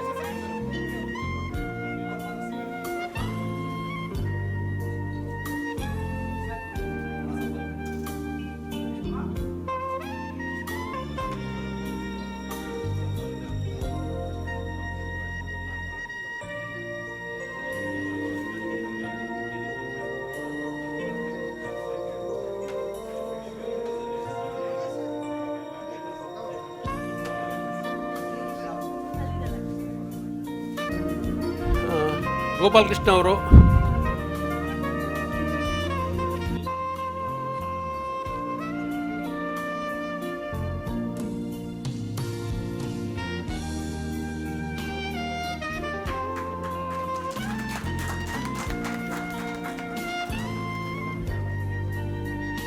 ಶ್ರೀಯುತ ಗೋಪಾಲಕೃಷ್ಣ ಅವರು ನಮ್ಮ ಸೊಸೈಟಿಯಲ್ಲಿ ಸೀನಿಯರ್ ಮೆಂಬರ್ ಇದ್ದಾರೆ. ಅದರ ಜೊತೆಗೆ ಒಳ್ಳೆಯ ಠೇವಣಿದಾರರು ಕೂಡ ಆಗಿದ್ದಾರೆ. ಅವರಿಗೆ ಈ ಸಂದರ್ಭದಲ್ಲಿ ಸನ್ಮಾನಿಸುತ್ತಿರುವುದು ಸಂತೋಷ. ನಮ್ಮ ಮುಖ್ಯ ಅತಿಥಿಗಳಾಗಿ ಬಂದಿರತಕ್ಕಂಥ ಶ್ರೀ ಗುಂಡೂರಾವ್ ಅವರು ಬೆಂಗಳೂರಿನಲ್ಲಿ ಉದಯ ಸೌಹಾರ್ದ ಸಹಕಾರಿ ಅಂತೇಳಿ ಒಂದು ಭಾಳ ದೊಡ್ಡ ಮಟ್ಟದಲ್ಲಿ ಬೆಳೆದಿದೆ. ಈಗೇನು ಹೇಳಿದ್ರಲ್ಲ ಅವರು, ಹನುಮಂತ ನಗರದಲ್ಲಿ ಭಾಳ ಭವ್ಯವಾದ ಬಿಲ್ಡಿಂಗು. ನಮ್ಮದು ಯಾವುದೇ ಒಂದು ಸಹಕಾರಿ ಸಭೆಗಳಾದ್ರೆ ಅವರಲ್ಲೇ ಮಾಡ್ತೀವಿ ನಾವು ಅದನ್ನು. ನಿಜವಾಗಿ ಅವರು ನಮ್ಮ ಬೆಂಗಳೂರು ವಿಭಾಗದಿಂದ ಸೌಹಾರ್ದ ಸಂಯುಕ್ತ ಸಹಕಾರಿ ನಿರ್ದೇಶಕರಾಗಿದ್ದಾರೆ. ಅವರು ನಮ್ಮ ನಾವು ನಿನ್ನೆ ಫೋನ್ ಮಾಡಿದಾಗ ನಾನು ಯಾಕೆ ಬರೋದ್ರಿ ಅಂತಂದರು ಅವರು.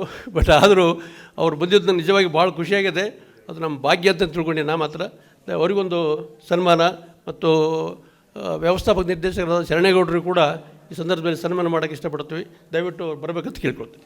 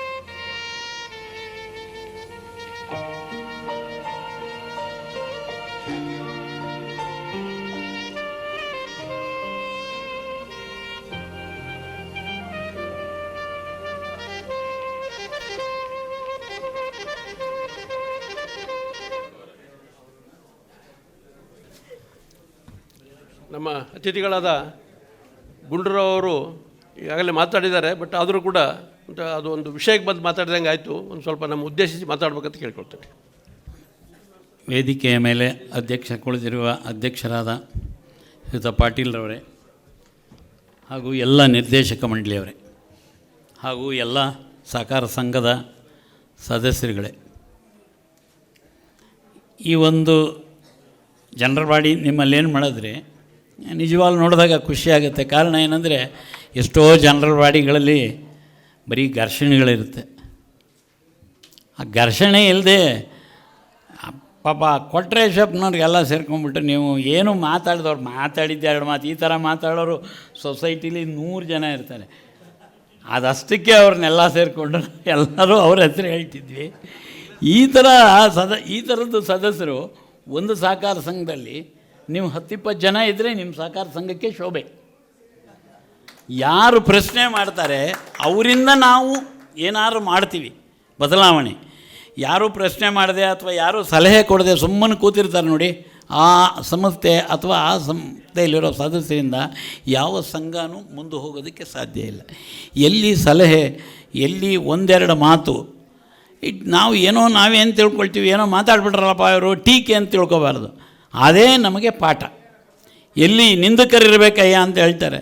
ಯಾರು ಎಲ್ಲೇ ಒಂದು ಸಂಸ್ಥೆ ಏನು ಬೆಳಿಬೇಕಂದ್ರೆ ನಿಂದಕರಿರಬೇಕು. ಅವ್ರು ಒಂದಿಷ್ಟು ಮಾತಾಡಿದಾಗಲೇ ನಾವು ಇಲ್ಲ ಇದು ಸರಿ ಇಲ್ಲ, ಇದು ಬದಲಾವಣೆ ಮಾಡ್ಬೋದು, ಇದನ್ನು ಬದಲಾವಣೆ ಮಾಡ್ಬೋದು, ಇದು ಹೀಗೆ ಮಾಡ್ಬೋದು, ಹೀಗೆ ಸರಿ ಮಾಡೋದು ಸರಿ ಹೋಗುತ್ತೆ. ಈಗ ಅಲ್ಲಿ ನಿಮ್ಮಲ್ಲಿ ಸಲಹೆ ಕೊಟ್ಟರು ಮುಂದೆ ಕೂತವರು, ಇದನ್ನೆಲ್ಲ ನೀವು ಖಂಡಿತ ಜಾರಿಗೆ ತರುವಂಥ ಕೆಲಸ ಮಾಡಬೇಕು ಹೊರತು ಸಣ್ಣದಾಗಿ ಶುರು ಮಾಡಿ. ಬೇಕಾದಷ್ಟು ಅವಕಾಶಗಳಿದೆ. ನಾವು ಬೇಕಾದಷ್ಟು ನಾವೇ ಸಣ್ಣ ಸೊಸೈಟಿ, ನಮ್ಮದು 5 ಲಕ್ಷದಿಂದ ಸೊಸೈಟಿ ಶುರು ಮಾಡಿದವರು.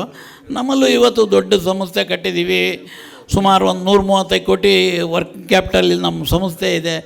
ಬೆಳಿಗ್ಗೆ ಇಡೀ ಹನುಮನ್ ನಗರದಲ್ಲಿ ಅಷ್ಟು ದೊಡ್ಡ ಬಿಲ್ಡಿಂಗು, ಇದೆಲ್ಲ ಮಾಡಬೇಕಾದ್ರೆ ಸಾಧ್ಯ ಹೇಗಾಯಿತು ಅಂದರೆ ಸದಸ್ಯರಿಂದ.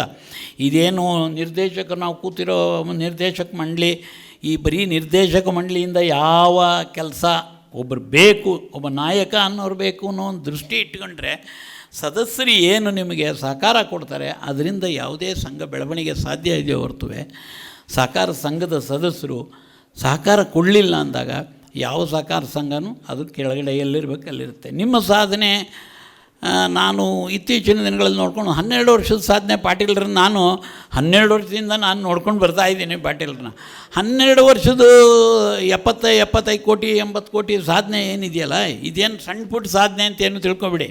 ಅವ್ರು ಪಾಟೀಲ್ರು ಪಾಪ ಏನೋ ಸಣ್ಣ ಇನ್ನೂ ಏನೂ ಆಗಿಲ್ಲ ಅಂತ ತಿಳ್ಕೊಂಬಿಟ್ಟಿದ್ದಾರೆ.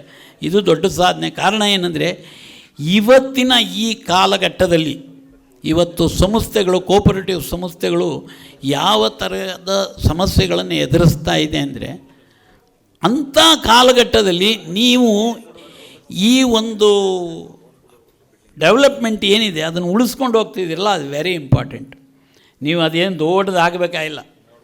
3.5 ವರ್ಷದಿಂದ ಸುಮಾರು 3.5 ವರ್ಷದಿಂದ ಗುರು ರಾಘವೇಂದ್ರ ಬ್ಯಾಂಕು ಮೊಟ್ಟ ಮೊದಲು ನಮ್ಮ ಕೋಪರೇಟಿವ್ಲಿ ಸಮಸ್ಯೆ ಶುರುವಾಯಿತು. 3.5 ವರ್ಷದಿಂದ ಅದರ ನಂತರ ನಮ್ಮ ಅಕ್ಕಪಕ್ಕ ಸಂಸ್ಥೆಗಳು, ನಾವು ಬಸವನಗುಡಿಲಿರೋದು, ಬಸವನಗುಡಿಲಿ ಒಂದು 7-8 ಸಂಸ್ಥೆಗಳು ಅಕ್ಕಪಕ್ಕ ಎಲ್ಲ ಇರೋ ಸಮಸ್ಯೆ. ನಿಮ್ಮಲ್ಲಿ ಈಗ 1 ತಿಂಗಳು 1.5 ತಿಂಗಳಲ್ಲಿ ಎಷ್ಟು ಡಿಪಾಸಿಟ್ ಹೋಯಿತು ಪಾಟೀಲ್ರೆ? ಏನಾದ್ರು ಹೋಯ್ತಾ ನಿಮ್ಮಲ್ಲಿ? ಮತ್ತು ನಿಮಗೆ ನಾನೇ ಚಪ್ಪಾಳೆ ತಟ್ತೀನಿ.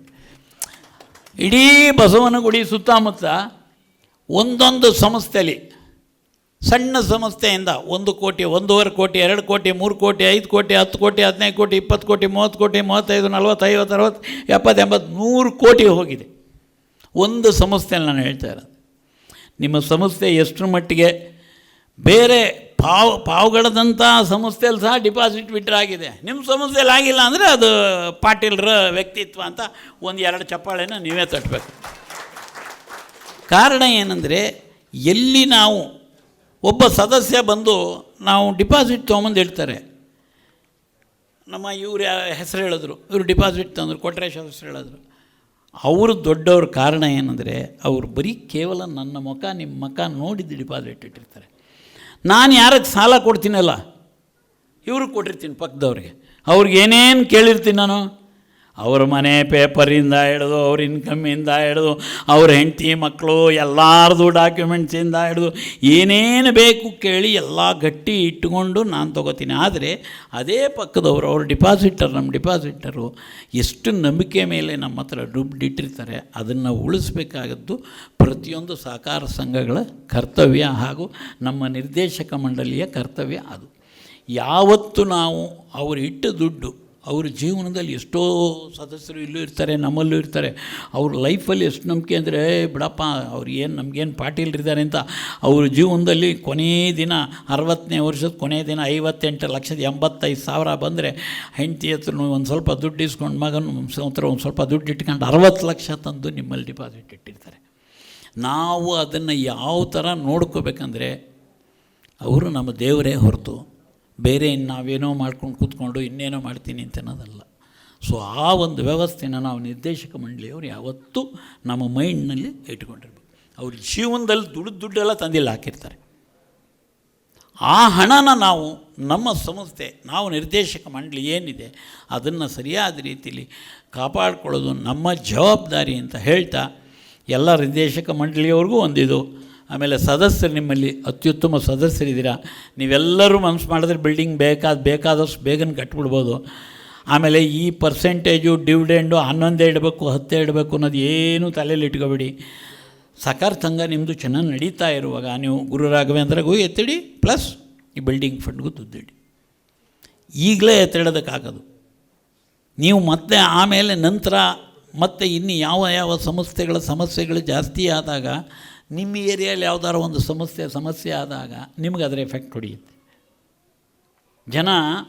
ಅವ್ರದ್ದು ಕೆಲವು ಜನ ಏನು ಮಾಡ್ತಾರೆ ಅಂದರೆ ಬೈದಲ್ಲಿ ಬಂದು ತೊಗೊಂಡೋಗ್ತಾರೆ.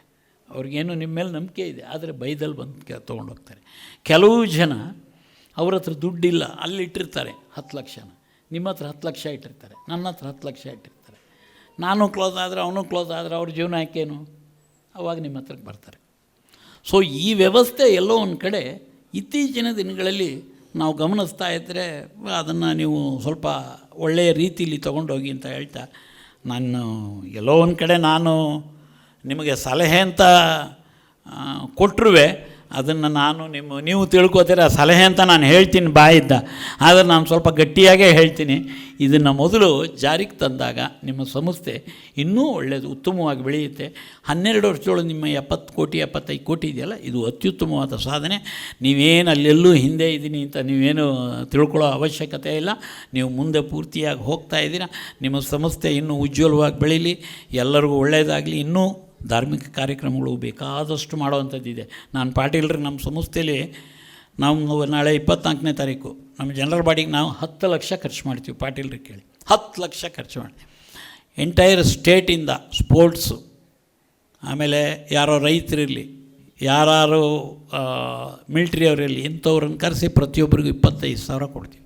ಈ ಸಲ 4 ಜನ ಪದ್ಮಶ್ರೀ ಅವಾರ್ಡು ಲಾಸ್ಟ್ ಟೈಮ್ ಬಾವಿ ತೋಡಿದ್ರು ನೋಡಿ, ಅವ್ರನ್ನ ಕರೆಸ್ತಾ ಇದ್ದೀವಿ. ಎಲ್ಲಿಂದ? ವಿಟ್ಲದಿಂದ. ಇನ್ನೊಬ್ಬರು ಪವರ್ ಲಿಫ್ಟಿಂಗ್ ಗೋಲ್ಡ್ ಮೆಡಲ್ ತೊಗೊಂಡಿದ್ದಾರೆ, ಅವರನ್ನು ಕುಂದಾಪುರದಿಂದ ಕರೆಸ್ತಾ ಇದ್ದೀವಿ. ಆಮೇಲೆ ಇನ್ನೊಬ್ಬರು ಬೊಂಬೆ ಆಟ ರಾಷ್ಟ್ರ ಪ್ರಶಸ್ತಿ ತೊಗೊಂಡಿದ್ದಾರೆ, ಅವ್ರನ್ನ ಕರೆಸ್ತಾ ಇದ್ದೀವಿ. ಇನ್ನೊಬ್ಬರು ನಮ್ಮಲ್ಲಿ ಮಹಾದಾನಿ ರಾಘವೇಂದ್ರ ಸ್ವಾಮಿ ಮಠದಲ್ಲಿ 100 ರೂಮ್ ಅವ್ರ ಪರ್ಸ್ನಲ್ ಅವರು ಕಟ್ಟಿಕೊಟ್ರು ಅಂಥವ್ರಿಗೆ.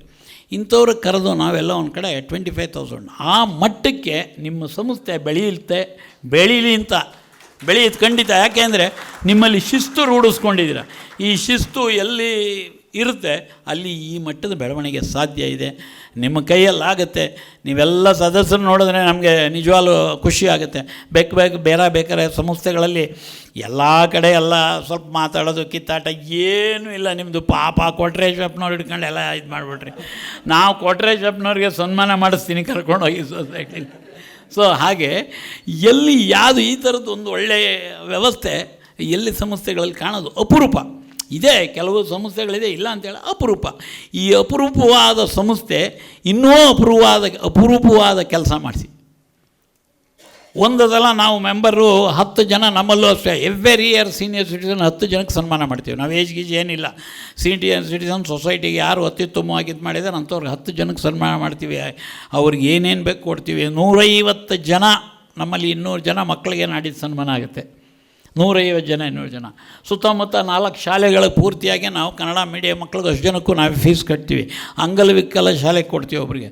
ಈ ಸಲ ಬೆಳಗಾಂ ಹತ್ರ ಏಡ್ಸ್ ಇದರಿಂದ 150 ಜನ ಮಕ್ಕಳನ್ನ ಒಂದು ಲೇಡೀಸ್ ಆಗ್ತಾಯಿದ್ದಾರೆ. ಆ ಎಮ್ಮನ್ನು ಕರ್ಕೊಂಬಂದು ಇಲ್ಲಿ ನಾವು ಕ್ಯಾಶ್ ಇದು ಕೊಡ್ತೀವಿ. ಸೊ ಹೀಗೆ ಈ ಸಾಮಾಜಿಕ ಕಾರ್ಯಕ್ರಮಗಳನ್ನು ಮಾಡಬೇಕಂದಾಗ ಇದು ಎಲ್ಲ ಒಂದು ಕಡೆ ತುಂಬ ಗಟ್ಟಿ ಇದಿರಬೇಕು. ನಿಮ್ಮಲ್ಲಿ ನಾನು ಹೇಳೋದು, ನಿಮ್ಮ ಸದಸ್ಯರಲ್ಲಿ, ನಿಮ್ಮ ನಿರ್ದೇಶಕ ಮಂಡಳಿ ಅದಿದೆ, ನೀವು ಅದನ್ನು ಕಂಟಿನ್ಯೂ ಮಾಡ್ಕೊಂಡೋಗಿ. ನೀವು ಡಿವಿಡೆಂಡ್ ಬಗ್ಗೆ ಏನು ಅಷ್ಟೊಂದೇನು ತಲೆ ಕೆಡಿಸ್ಕೊಳ್ಳೋಂಥದ್ದು ಏನಿಲ್ಲ. ಏನು ಶೇರ್, ಆಮೇಲೆ ಶೇರು ನಿಮ್ಮಲ್ಲಿ ನೋಡಿದೆ 3,75,00,000 ಶೇರ್ ಇದೆ. ಆದಷ್ಟು ಶೇರ್ನ ಜಾಸ್ತಿ ಕಲೆಕ್ಟ್ ಮಾಡೋಕ್ಕೆ ಹೋಗಬೇಡಿ, ಆವಾಗಲೇ ಇದೆಲ್ಲ ಸಮಸ್ಯೆ. ನಮ್ಮಲ್ಲಿ ಈಗಿರೋದು 2.75, 135 ಕೋಟಿಗೆ 3 ಕೋಟಿ. ಅವಾಗ ಏನಾಗುತ್ತೆ, ಎಲ್ಲೋ ಒಂದು ಕಡೆ ಯಾರೂ ಡಿವಿಡೆಂಡ್ ಬಗ್ಗೆ ಅಷ್ಟೊಂದು ಇದು ಇಟ್ಕೊಳಕ್ಕೆ ಹೋಗಲ್ಲ. ನೀವು ಜಾಸ್ತಿ ಒಬ್ಬೊಬ್ಬರದ ಹತ್ರ 5 ಲಕ್ಷ 3 ಲಕ್ಷ 10 ಲಕ್ಷ ಶೇರ್ ಹಾಕಿದಾಗ ಅವ್ರಿಗೇನಾಗುತ್ತೆ, ಎಲ್ಲೋ ಒಂದು ಕಡೆ ನಂದು ದುಡ್ಡಿರಲಿ ಪಾಪ ಅವ್ರಿಗೆ ಆ ಮನಸ್ಸಿರುತ್ತೆ, ಮನಸ್ಥಿತಿ. ಅದನ್ನೇನು ತಪ್ಪು ಅಂತ ಏನೂ ಹೇಳೋಗಿಲ್ಲ. ಯಾರ್ದು ನಾವು ಇವತ್ತು ನಮ್ಮಲ್ಲಿ ಡಿಪಾಸಿಟ್ ನನ್ನ ಹತ್ರ ಬಂದು ತೊಗೊಂಡೋದ್ರು. ನಮ್ಮ ಇದರಲ್ಲಿ ನ್ಯಾಷನಲ್ ಕೋಆಪರೇಟಿವ್ ಬ್ಯಾಂಕ್ ಮೊನ್ನೆ ಆದಾಗ ನಮ್ಮಲ್ಲೂ ಸುಮಾರು ಒಂದು 2.5 ಕೋಟಿ ಹೋಯ್ತು. 2.5 3 ಕೋಟಿ ಡಿಪಾಸಿಟ್ ಹೋಯಿತು, ನಿನ್ನೆವರೆಗೂ ಹೋಗಿದೆ. ಸೊ ಈ ಥರ ಆದಾಗ ನಾವು ಅವ್ರನ್ನೇನು ಬಯ್ಯೋ ಆಗಿಲ್ಲ. ಕಾರಣ ಏನಂದರೆ ಪಾಪ ಸಮಾಜದಲ್ಲಿ ಏನು ನಡೀತಿದೆ ಅದನ್ನು ನೋಡ್ಕೊಂಡು ಅವ್ರು ಬಂದಿದ್ದಾರೆ ಹೊರತು ಏನಿಲ್ಲ ನಾನು ಕರೆದು ಪಾಪ ಅವನು ಬೈಕೊಂಡು ಮಾಡೋ ಅಂಥದ್ದು ಏನಿಲ್ಲ. ಹಾಗೆ ಎಲ್ಲ ಒಂದು ಕಡೆ ಸದಸ್ಯರು ನಿಮ್ಮ ಮೇಲೆ ಒಳ್ಳೆ ನಂಬಿಕೆ ಇಟ್ಕೊಂಡಿದ್ದಾರೆ. ನಿಮ್ಮ ಸಂಸ್ಥೆ ಇನ್ನೂ ಚೆನ್ನಾಗಿ ಬೆಳೀಲಿ ಅಂತ ಹೇಳ್ತಾ ನನಗೆ ಮಾತಾಡೋದಕ್ಕೆ ಅವಕಾಶ ಕೊಟ್ಟ ನಿಮ್ಮೆಲ್ಲರಿಗೂ ನಮಸ್ಕಾರ.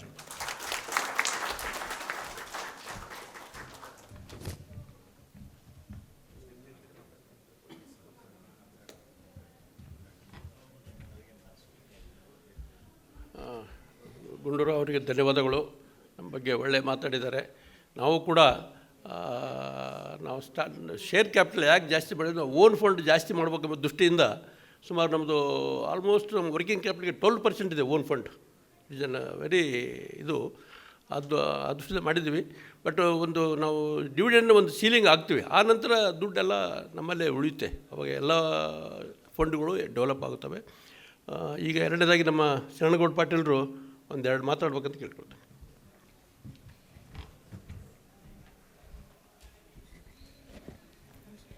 ಎಲ್ರಿಗೂ ನಮಸ್ಕಾರಗಳು.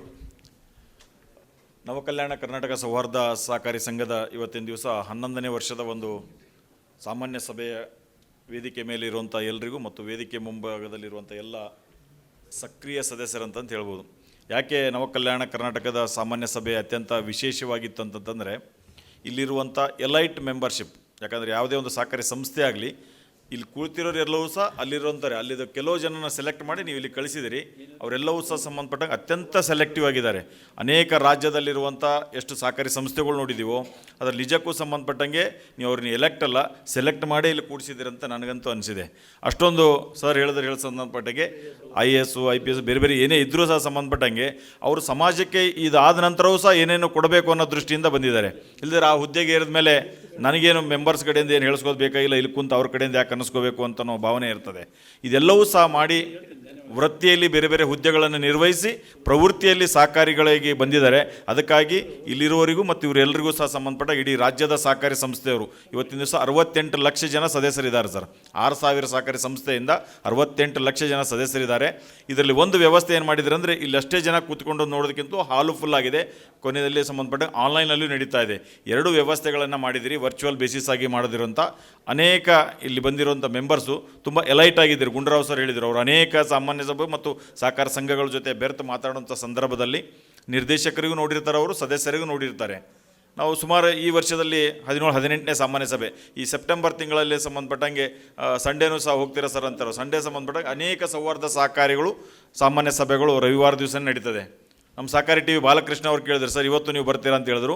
ಅವ್ರಿಗೂ ಸಹ ರಿಕ್ವೆಸ್ಟ್ ಮಾಡಿದ್ದು, ಅವ್ರು ನಾಳೆ ಗದಗಿನ ಕಡೆ ಪ್ರಯಾಣ ಇದೆ, ಆದರೂ ಸಹ VB ಪಾಟೀಲ್ ಅವ್ರ ಕಾರ್ಯಕ್ರಮ ಸಂಬಂಧಪಟ್ಟಾಗಿರ್ತದೆ, ಅವ್ರ ಕಾರ್ಯಕ್ರಮಕ್ಕೆ ನೀವು ಬರಬೇಕಂತೇಳಿ ಸಹಕಾರಿ ಕೋಆಪರೇಟಿವ್ ಸೆಕ್ಟರಿಂದ ನಡೀತಕ್ಕಂಥ ಒಂದು ಸಹಕಾರಿ TV ಚಾನಲ್ ಅದು. ಅದಕ್ಕೆ ನಮ್ಮ ಹಿಂದಿನ ಏನು SS ಪಾಟೀಲ್ ಇದ್ದರು, ಮಾಜಿ ಸಹಕಾರ ಸಚಿವರು, ಅರಣ್ಯ ಸಚಿವರು, ಅವರೊಂದು ಕಾನ್ಸೆಪ್ಟಲ್ಲಿ ಸಹಕಾರದಲ್ಲಿ ಈ ವ್ಯವಸ್ಥೆಯನ್ನು ಬರಲಿ. ಅನೇಕ ಎಲೆಕ್ಟ್ರಾನಿಕ್ ಮೀಡಿಯಾಗಳು ಬೇರೆ ಬೇರೆ ಸಹಕಾರಿ ಕ್ಷೇತ್ರದ ಬಗ್ಗೆ ಬಿಂಬಿಸ್ತಾ ಇದ್ದಾವೆ. ಸಹಕಾರಿ ಕ್ಷೇತ್ರದಲ್ಲಿ ನಿಜವಾಗಿ ನಡೀತಾ ಇರೋಂಥ ವ್ಯವಸ್ಥೆಯನ್ನು ನಿಮ್ಮ ಸಹಕಾರಿ TV ಮೂಲಕ ನಡೆಸಬೇಕಂತ ಹೇಳಿದ್ದಾರೆ. ಅದಕ್ಕೆ ಅವ್ರದ್ದು ಸ್ಲೋಗನ್ ಏನಿದೆ ಸರ್ ನಿಮ್ಮದು? ಹಾಂ ಎಸ್ ಸರ್. ಮೊದಲು ಮಾನವನಾಗುವಂತ ನಾವು ಸಂಬಂಧಪಟ್ಟಾಗಿದ್ದರೆ ಸಿದ್ದು ಯಾಪಲ್ ಪರ್ವಿ ಅನ್ನೋರು ಇನ್ನೊಬ್ಬರು ಸಾಹಿತಿಗಳು ಸಂಬಂಧಪಟ್ಟಾಗಿ ಹೇಳಿದರು, ಮೊದಲು ಮಾನವನಾಗು, ಮೊದಲು ಒಳ್ಳೆಯ ಮಾನವನಾಗು ಅಂತೇಳಿ ಇನ್ನೊಂದು ಈಗ ಜಸ್ಟ್ ಮೆಸೇಜ್ ಕಳಿಸಿದ್ದಾರೆ. ಅವ್ರು ಸಾಕಾರಿ ಟಿ ವಿ ಬಗ್ಗೆ ನೀವು ಕಳಿಸಿದ್ದನ್ನು ಓದಿದ್ರಂತ ಗದಗದಲ್ಲಿ, ಅದಕ್ಕಾಗಿ ಹೇಳ್ತಾ ಇದ್ರು. ಅನೇಕ ಸಾಹಿತಿಗಳಿದ್ದಾರೆ ಈ ಕ್ಷೇತ್ರದಲ್ಲಿ, ಬ್ಯಾಂಕಿಂಗ್ ಕ್ಷೇತ್ರದಲ್ಲಿದ್ದಾರೆ, ಚಾರ್ಟೆಡ್ ಅಕೌಂಟೆಂಟ್ ಇದ್ದಾರೆ, ಇಂಡಸ್ಟ್ರಿ ಪೀಪಲ್ ಇದ್ದಾರೆ, ಅಡ್ಮಿನಿಸ್ಟ್ರೇಟಿವ್ ಫೀಲ್ಡಲ್ಲಿದ್ದಾರೆ ಮತ್ತು ಬ್ಯಾಂಕರ್ಸ್ ಇದ್ದಾರೆ. ಅದಕ್ಕಾಗಿ ನವಕಲ್ಯಾಣ ಕರ್ನಾಟಕ ನಿಜವಾಗಲೂ ಸಹ ಸಂಬಂಧಪಟ್ಟಂಗೆ ಇಂಟರ್ನ್ಯಾಷನಲ್ ಕೋಆಪರೇಟಿವ್ ಅಲೈನ್ಸ್ ಅಂತ ಏನು ಹೇಳ್ತೀವಿ ನಾವು, ದೇಶದಲ್ಲಿ ಅಂದರೆ ಪ್ರಪಂಚದಲ್ಲಿರುವಂಥ 128 ರಾಷ್ಟ್ರಗಳದು ಇಲ್ಲಿ ಏನೋ ಕೋಆಪರೇಟಿವ್ ಅಲೈನ್ಸನ್ನು ಹೊಂದಿರುವಂಥ ಒಂದು ವಿಶ್ವದಾದ್ಯಂತ ಇರುವಂಥ ಇಂಟರ್ನ್ಯಾಷನಲ್ ಬಾಡಿ ಅದು. ಅದರಲ್ಲಿ ಅವ್ರು ಏನು ಹೇಳಿದ್ದಾರೆ ಅಂತಂದರೆ, ಸಹಕಾರಿ ಸಂಸ್ಥೆಗಳು ಸಂಕಷ್ಟ ಕಾಲದಲ್ಲೂ ಸಹ ಕಾರ್ಯನಿರ್ವಹಿಸುತ್ತವೆ ಅಂತ ಹೇಳ್ತವೆ. ಈ ನವಕಲ್ಯಾಣ ಕರ್ನಾಟಕ ಈ ಒಂದನ್ನು ಮೆಟ್ಟಿ ಬಂದಿದೆ. ಏನು ಕರೋನಾ ಅಂತ ಸಂಕಷ್ಟ ಮೀರಿ ಬಂದಿದೆ, ಅಲ್ಲೋಗೂ ನಮಗೇನು ತೊಂದರೆ ಆಗಿಲ್ಲ ಅಂತನ್ನೋದನ್ನು ಹೇಳಿದರು. ಇನ್ನೊಂದು ಏನು ಹೇಳಿದ್ದಾರೆ ಅಂತಂದರೆ, ಎರಡನೇ ಭಾಷೆ ಅಂತ ಸಂಬಂಧಪಟ್ಟಂಗೆ ಯಾವುದೇ ಸಹಕಾರಿ ಸಂಸ್ಥೆಗಳಾಗಲಿ ಈ ರೀತಿಯಾಗಿ ಸಸ್ಟೈನೇಬಲ್ ಡೆವಲಪ್ಮೆಂಟ್ ಅಂತೇಳಿ ಒಂದು ವರ್ಡನ್ನು ಉಪಯೋಗಿಸಿದ್ದಾರೆ ಅವರು. ಅಂದರೆ ಸುಸ್ಥಿರ ಅಭಿವೃದ್ಧಿಯಾಗಿ 12 ಅದರದ್ದು ಡೆವಲಪ್ಮೆಂಟ್ ಗೋಲ್ಸ್ಗಳು ಕೊಟ್ಟಿದ್ದಾರೆ. ಈ 12 ಡೆವಲಪ್ಮೆಂಟ್ ಗೋಲ್ಸ್ಗಳನ್ನು ಯಾವ ಸಹಕಾರಿ ಸಂಸ್ಥೆಯವರು ಅಳವಡಿಸ್ಕೋತಾರೆ ಅವಾಗ ಅಲ್ಲಿ ಸುಸ್ಥಿರ ಅಭಿವೃದ್ಧಿ ಆಗುತ್ತೆ ಅಂತ ಹೇಳಿದ್ದಾರೆ. ಒಂದೇ ಸಂಬಂಧಪಟ್ಟಂಗೆ ಮೊನ್ನೆ ಟೈಮ್ಸ್ ಆಫ್ ಇಂಡಿಯಾದಲ್ಲಿ ಅದು ಒಂದು ಸೌಹಾರ್ದ ಸಹಕಾರಿನೇ. ಯಾಕೆ ವಿಷಯ ಹೇಳ್ತಾ ಇದ್ದೀನಿ ಅಂದರೆ, ನಿಮ್ಗೆಲ್ಲರೂ ನೋಡಿದರೆ ಟೈಪ್ ಆಫ್ ಇಂಡಿಯಾ ಬೇರೆ ಪತ್ರಿಕೆ ಓದಲಿ ಪ್ರಜಾವಾಣಿಯಲ್ಲೂ ಬಂತು, 200 ದಿನಗಳಲ್ಲಿ 100 ಕೋಟಿ ವ್ಯವಹಾರ ತಲುಪಿದ ಸೌಹಾರ್ದ ಸಹಕಾರಿ ಸಂಸ್ಥೆ ಅಂತ ಬಂತು. ಅದು ಸಂಬಂಧಪಟ್ಟ ಕೆಲವೊಬ್ರು ನೋಡಿದ ಕೂಡಲೇ ಅವ್ರ ಮೆಂಬರ್ಸು ಅವ್ರಿಗೆ ಖುಷಿಯಾಗಿರ್ಬೋದು. ಕೆಲವೊಬ್ಬರಿಗೆ ಸಂಬಂಧಪಟ್ಟ ಆ್ಯಸ್ ಎ ರೆಗ್ಯುಲೇಟರ್ ಆಗಿ, ಆ್ಯಸ್ ಎ ಸೌಹಾರ್ದ ಫೆಡರಲ್ ಕೋಆಪರೇಟಿವ್ ಆಗಿ 200 ವರ್ಷದಲ್ಲಿ 100 ಕೋಟಿ ವ್ಯವಹಾರ ಮಾಡಿದಂಥದ್ದು it is not sustainable growth ಅಂತ ಹೇಳ್ತೀವಿ ನಾವು. ಗುಂಡೂರಾವ್ರದ್ದು ಅವ್ರ ಸಂಸ್ಥೆ ಈಗ 135 ಕೋಟಿ ಆಗಿದೆ ಅಂದರೆ 27ನೇ ವರ್ಷದಲ್ಲ ಸರ್, ಈಗ 27 ವರ್ಷ, 25ನೇ ವಾರ್ಷಿಕದ ಮೊನ್ನೆ ಅವರು ಜುಬ್ಲಿಯನ್ನು ಆಚರಿಸಿ 27ನೇ ವರ್ಷದಲ್ಲಿ ಕಾಲಿಟ್ಟಿದ್ದಾರೆ. 28ನೇ ವಾರ್ಷಿಕ ಸಾಮಾನ್ಯ ಮಾಡ್ತಾ ಇದೆ. ಅದಕ್ಕಾಗಿ 10 ಕೋಟಿ 12 ಕೋಟಿ ಬಿಲ್ಡಿಂಗನ್ನು ಸಹ ಕಟ್ಟಿದಂತ ಇದೆ. ಯಾರು ಸಂಬಂಧಪಟ್ಟಂಗೆ ಅದನ್ನೇ ಸುಸ್ಥಿರವಾಗಿ ನಡೆಸ್ಕೊಂಡು ಹೋಗ್ತಾರೆ, ಮುಂದೆ ಎಲ್ಲ ಕೆಲಸ ಕಾರ್ಯಗಳು ಮಾಡಲಿಕ್ಕೆ ಸಾಧ್ಯ ಇದೆ.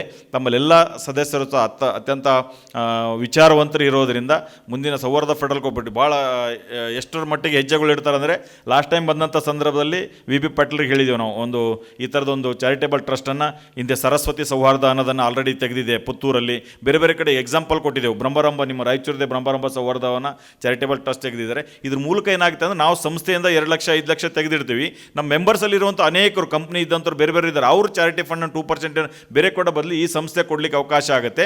ಅವಾಗ ಇಲ್ಲಿರುವಂಥ ಎಲ್ಲ ಸದಸ್ಯರು ಏನಿದ್ದಾರೆ ಅವ್ರ ಮೆಂಬರ್ಸಿಗೆ ನಾವು ಕೊಡುವಂಥದ್ದಾಗುತ್ತೆ. ಇದಕ್ಕೂ ಮೀರಿ ನಾವು ಸಮಾಜದಲ್ಲಿ ಅನೇಕ ವರ್ಗದ ಜನರನ್ನು ನೋಡ್ತೀವಿ, ಅವರಿಗೂ ಸಹ ಮಾಡಲಿಕ್ಕಾಗುತ್ತೆ. ಎತ್ತಣದ ಎತ್ತ ಸಂಬಂಧ ಏನಾಗಿ ನಮ್ಮ ಗುಂಡೂರಾವರು ಉತ್ತರ ಕರ್ನಾಟಕದ ಕನಿಷ್ಠ ಒಂದು 50% ಏನು ಫೆಸಿಲಿಟೇಟರ್ ಇರ್ತಾರೆ ಅವ್ರು ಉತ್ತರ ಕರ್ನಾಟಕದವ್ರು ಆಗಿರ್ತಾರೆ. ಇಲ್ಲಿವರೆಗೂ ಗೊತ್ತಾರೆ, ಈ ಬಾರಿ ಬೆಳಗಾಂದವ್ರದ್ದು ಅವ್ರದ್ದು ಸರ್ಚಿಂಗ್ ಟೀಮ್ ಇದೆಯಲ್ಲ, ಬೋರ್ಡ್ ಆಫ್ ಡೈರೆಕ್ಟರ್ಸ್ ಮತ್ತು ಮೆಂಬರ್ಸು, ಈ ರೀತಿ ವಿಶೇಷವಾದಂಥ ಜನರನ್ನು ನೀವು ಹುಡ್ಕೊಂಡು ಬನ್ನಿ, ಮಂಗಳೂರು, ಕಲಬುರಗಿ, ರಾಯಚೂರು, ಬಳ್ಳಾರಿ ಈ ಕಡೆ ಹೋಗಿ ಅಂತ ಹೇಳಿದ್ದಾರೆ. ನೆರೆ ಬಂದಂಥ ಸಂದರ್ಭದಲ್ಲಿ ಅವರು ಪೂರ್ತಿ ಒಂದು ಟ್ರಕ್ ಲೋಡ್ 407 ಗಾಡಿ ಏನಿರ್ತದೆ ಅದ್ರ ತುಂಬ ದವಸ ಧಾನ್ಯಗಳು, ಬಿಸ್ಕೆಟ್ಸು, ಏನೇನು ಸಂಬಂಧಪಟ್ಟ ಬೆಡ್ಶೀಟು ಮಾಡಿದ್ದಾರೆ ಅಂದರೆ, ಅವರೆಲ್ಲ ಕೆಲವು ಮೆಂಬರ್ಸ್ಗಳು ಮಾರ್ವಾಡಿದವರು ಇರೋದ್ರಿಂದ ಬೆಡ್ಶೀಟ್ಗಳು ಒಂದು ಲೋಡ್ ಪೂರ್ತಿ ಒಂದು 50-100 ಬೆಡ್ಶೀಟ್ಸ್ಗಳು ಒಳ್ಳೊಳ್ಳೆ ಕ್ವಾಲಿಟಿ ಬೆಡ್ಶೀಟ್ಸ್ಗಳನ್ನು ಅವರು ಉತ್ತರ ಕರ್ನಾಟಕ ಕಳಿಸ್ಕೊಡೋಂಥದ್ದು ಮಾಡಿದರು. ಈ ರೀತಿಯಾಗಿರೋ ತಮ್ಮಲ್ಲೂ ಸಹ ಅನೇಕ ರೀತಿಯಾದಂಥ ರಿಸೋರ್ಸ್ ಪರ್ಸನ್ ಇದ್ದೀರಿ. ಆ ಸಂಪನ್ಮೂಲವನ್ನು ಮುಂದೆ ಚಾರಿಟೇಬಲ್ NKNK ಚಾರಿಟೇಬಲ್ ಟ್ರಸ್ಟ್ ಅತ್ಯಂತ ಶೀಘ್ರವಾಗಿ ತಾವು ನೋಂದಣಿ ಮಾಡಿ ಮುಂದಿನ ವರ್ಷದ ಸಾಮಾನ್ಯ ಸಭೆಗೆ ಅದರ ವರದಿನೂ ಸಹ ಕೊಡುವಂಥದ್ದು ಆಗೋದರ ಮೂಲಕವಾಗಿ ಸಾಮಾನ್ಯ ಸಭೆಗೆ ಒಂದು ವಿನಂತಿ ಮಾಡ್ತಾ ಇದ್ದೀವಿ. ಇನ್ನೊಂದು ಸಹೋದ್ಯಮ ಅಂತ ಹೇಳಿದ್ರು. ಸಹೋದ್ಯಮ ಅಂತನ್ನೋದನ್ನು ನಾವೇ ಯಾವುದೋ ಸಂಬಂಧಪಟ್ಟಂಗೆ ಸೌಹಾರ್ದ ಸಹಕಾರಿ ಒಂದು ಉದ್ಯಮವನ್ನು ಸ್ಟಾರ್ಟ್ ಮಾಡೋದಲ್ಲ, ಬೇರೆ ಒಬ್ಬ ವ್ಯಕ್ತಿಗಳು ಅಥವಾ ಯಾವುದೋ ಅನೇಕ ಸಹಕಾರಿ ಸಂಸ್ಥೆಯವರಲ್ಲಿ ಮಾಡಿರ್ತಾರೆ. ಅದರಲ್ಲಿ ನಮ್ಮದೊಂದು contribution not less than greater than 5%, 5%ಗಿಂತ ಸೇರಿ ಯಾವುದೇ ಕಾರಣಕ್ಕೂ ಇವರು ಸಹ ಹಾಕೋದಿಲ್ಲ. ಯಾವುದಾದ್ರೂ ಆದರೆ ಅಷ್ಟರ ಮಟ್ಟಿಗೆ ಸಂಬಂಧಪಟ್ಟಂಗೆ ನಮಗೆ ಲಾಸು ಪ್ರಾಫಿಟು ಸಿಗೋಂಥದ್ದಾಗುತ್ತೆ. ಅದಕ್ಕಾಗಿ ಅದನ್ನು ಸಹ ವಿಭಿನ್ನ ಒಂದು ಹೆಜ್ಜೆ ಇಡಬೇಕನ್ನೋ ದೃಷ್ಟಿಯಿಂದ ಅವರು ಸಹೋದ್ಯಮಕ್ಕೂ ಸಹ ತಮ್ಮ ಕಡೆಯಿಂದ ಅನುಮತಿಯನ್ನು ತೆಗೆದುಕೊಂಡಿದ್ದಾರೆ. ಇವೆರಡೂ ಸಹ ಒಂದು 11ನೇ ವರ್ಷದಲ್ಲೇ ಈ ರೀತಿಯಾದಂಥದ್ದು ಬೆಳವಣಿಗೆ ಇದೆಯಲ್ಲ, ಅತ್ಯಂತ ಉತ್ತಮವಾದಂಥ ಬೆಳವಣಿಗೆ ಆಗಿದೆ. ಸುಸ್ಥಿರ ಅಭಿವೃದ್ಧಿ ಕಡೆಗೆ, ಸಸ್ಟೈನೇಬಲ್ ಡೆವಲಪ್ಮೆಂಟ್ ಕಡೆಗೆ ಸೌಹಾರ್ದ ಸಹಕಾರಿ ಹೋಗಲಿ ಅನ್ನೋದರ ಮೂಲಕವಾಗಿ ರಾಜ್ಯ ಸೌಹಾರ್ದ ಫೆಡರಲ್ ಕೋಆಪರೇಟಿವ್ನಿಂದ ಸಹ ನಮಗೆ ಕಳೆದ ವರ್ಷ ಬಂದಿದೆ. ಅದಕ್ಕೆ ಮತ್ತೊಮ್ಮೆಲ್ಲರ ಜೊತೆ ಇಲ್ಲಿ ನಾನು ಮಾತನಾಡೋದಕ್ಕಿಂತ ಅನೇಕ ವ್ಯಕ್ತಿಗಳದ್ದು ಇಲ್ಲೇನು ಮಾತಾಡಿದಿರಿ ಅಲ್ಲಿಂದನೇ ತಿಳ್ಕೊಂಡು ಹೋಗುವಂಥ ಜಾಸ್ತಿ ಇದೆ ಅಂತೇಳಿ ಹೇಳೋದ್ರ ಮೂಲಕವಾಗಿ ಅದಕ್ಕೆ ತಮಗೆ ಮತ್ತೊಮ್ಮೆ ವಂದನೆಗಳನ್ನು ಸಲ್ಲಿಸ್ತಾ ನನ್ನ ಮಾತಿಗೆ ವಿರಾಮ ಕೊಡ್ತಾ ಇದ್ದೀನಿ. ಜೈ ಹಿಂದ್, ಜೈ ಸಹಕಾರ.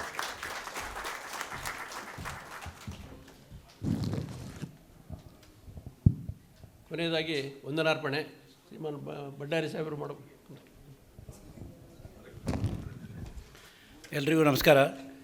ನವಕಲ್ಯಾಣ ಕರ್ನಾಟಕ ಸೌಹಾರ್ದ ಕ್ರೆಡಿಟ್ ಕೋಆಪರೇಟಿವ್ ಸೊಸೈಟಿ ನಿಯಮಿತ ಸರ್ವಸಾಧಾರಣ ಸಭೆಯಲ್ಲಿ ಭಾಗವಹಿಸಿದ ಅಧ್ಯಕ್ಷರೇ ಹಾಗೂ ಆಡಳಿತ ಮಂಡಳಿ ಸದಸ್ಯರೇ, ವಿಶೇಷವಾಗಿ ಶರಣಗೌಡ ಪಾಟೀಲ್ರೇ, ತಮ್ಮ ಎಲ್ಲ ಕೆಲಸ ಬದಿಗೊತ್ತಿ ನಮ್ಮ ಕಾರ್ಯಕ್ರಮದಲ್ಲಿ ಭಾಗವಹಿಸಿದ್ದಕ್ಕಾಗಿ ಅವರಿಗೆ ನಮ್ಮ ಸಂಸ್ಥೆಯಿಂದ ಧನ್ಯವಾದಗಳು. ನಂತರ ಶ್ರೀ ಗುಂಡೂರಾವ್ ಅವರು ಅತ್ಯಂತ ಎಲ್ಲರಿಗೂ ಮನ ಮುಟ್ಟುವ ಹಾಗೆ ಮಾತಾಡಿ ನಮಗೆ ಸ್ಫೂರ್ತಿ ಕೊಟ್ಟಿರ್ತಕ್ಕಂಥ ಗುಂಡೂರಾವ್ ಅವರಿಗೆ ವಿಶೇಷವಾದ ಧನ್ಯವಾದಗಳನ್ನು ಅರ್ಪಿಸ್ತೇನೆ. ಈ ಒಂದು ಸಭೆಯಲ್ಲಿ ಚರ್ಚೆಯಲ್ಲಿ ಭಾಗವಹಿಸ್ತಕ್ಕಂಥ ಕೊಟ್ರೇಶಪ್ಪ ಅವರು, ನಂತರ ಸುಬ್ರಹ್ಮಣ್ಯಂ ಕೆಂದುಳವರು ವಿಶೇಷವಾಗಿ ನಮಗೆ ಸಲಹೆ ಕೊಟ್ಟಿದ್ದಾರೆ. ನಂತರ ಅನಿಲ್ ಕುಲಕರ್ಣಿ ಅವರು, ಬಾಪುಗೌಡರು, ನಂತರ ನಮ್ಮ ಸಂಗಮೇಶ್ ಬಾದೋಡಿಗೆ ಅವರು ಮತ್ತು ಇತರರೆಲ್ಲ ಭಾಗವಹಿಸಿ ಈ ಕಾರ್ಯಕ್ರಮವನ್ನು ಯಶಸ್ವಿಗೊಳಿಸಿದಿರಿ. ತಮ್ಮೆಲ್ಲರಿಗೂ ಕೂಡ ಈ ಧನ್ಯವಾದಗಳನ್ನು ಅರ್ಪಿಸಿ ನನ್ನ ಒಂದು ಮಾತು ಮುಗಿಸ್ತೇನೆ. ಎಲ್ಲರಿಗೂ ಊಟದ ವ್ಯವಸ್ಥೆ ಇದೆ, ದಯಮಾಡಿ ಎಲ್ಲ ಊಟ ಮಾಡ್ಕೊಂಡು ಹೋಗಬೇಕಾಗಿ ಕೇಳ್ಕೊಡ್ತೇನೆ. ಎಲ್ಲ ಭಾಗವಹಿಸಿದ ಎಲ್ಲ ಸದಸ್ಯರಿಗೂ ನಮ್ಮ ಸಂಸ್ಥೆಯಿಂದ ಧನ್ಯವಾದಗಳನ್ನು ಅರ್ಪಿಸ್ತೇನೆ. ಆನ್ಲೈನ್ನಲ್ಲಿ ಭಾಗವಹಿಸ್ತಕ್ಕಂಥ ಸದಸ್ಯರಿಗೂ ಕೂಡ ನಾನು ಧನ್ಯವಾದಗಳನ್ನು ಅರ್ಪಿಸ್ತೇನೆ. ಜೈ ಹಿಂದ್, ಜೈ ಕರ್ನಾಟಕ, ಜೈ ಸೌಹಾರ್ದ. ಊಟದ ವ್ಯವಸ್ಥೆ ಇದೆ, ದಯವಿಟ್ಟು ಊಟ ಮಾಡ್ಕೊಂಡು ಹೋಗ್ಬೇಕಂತ ಕೇಳ್ಬೋದು.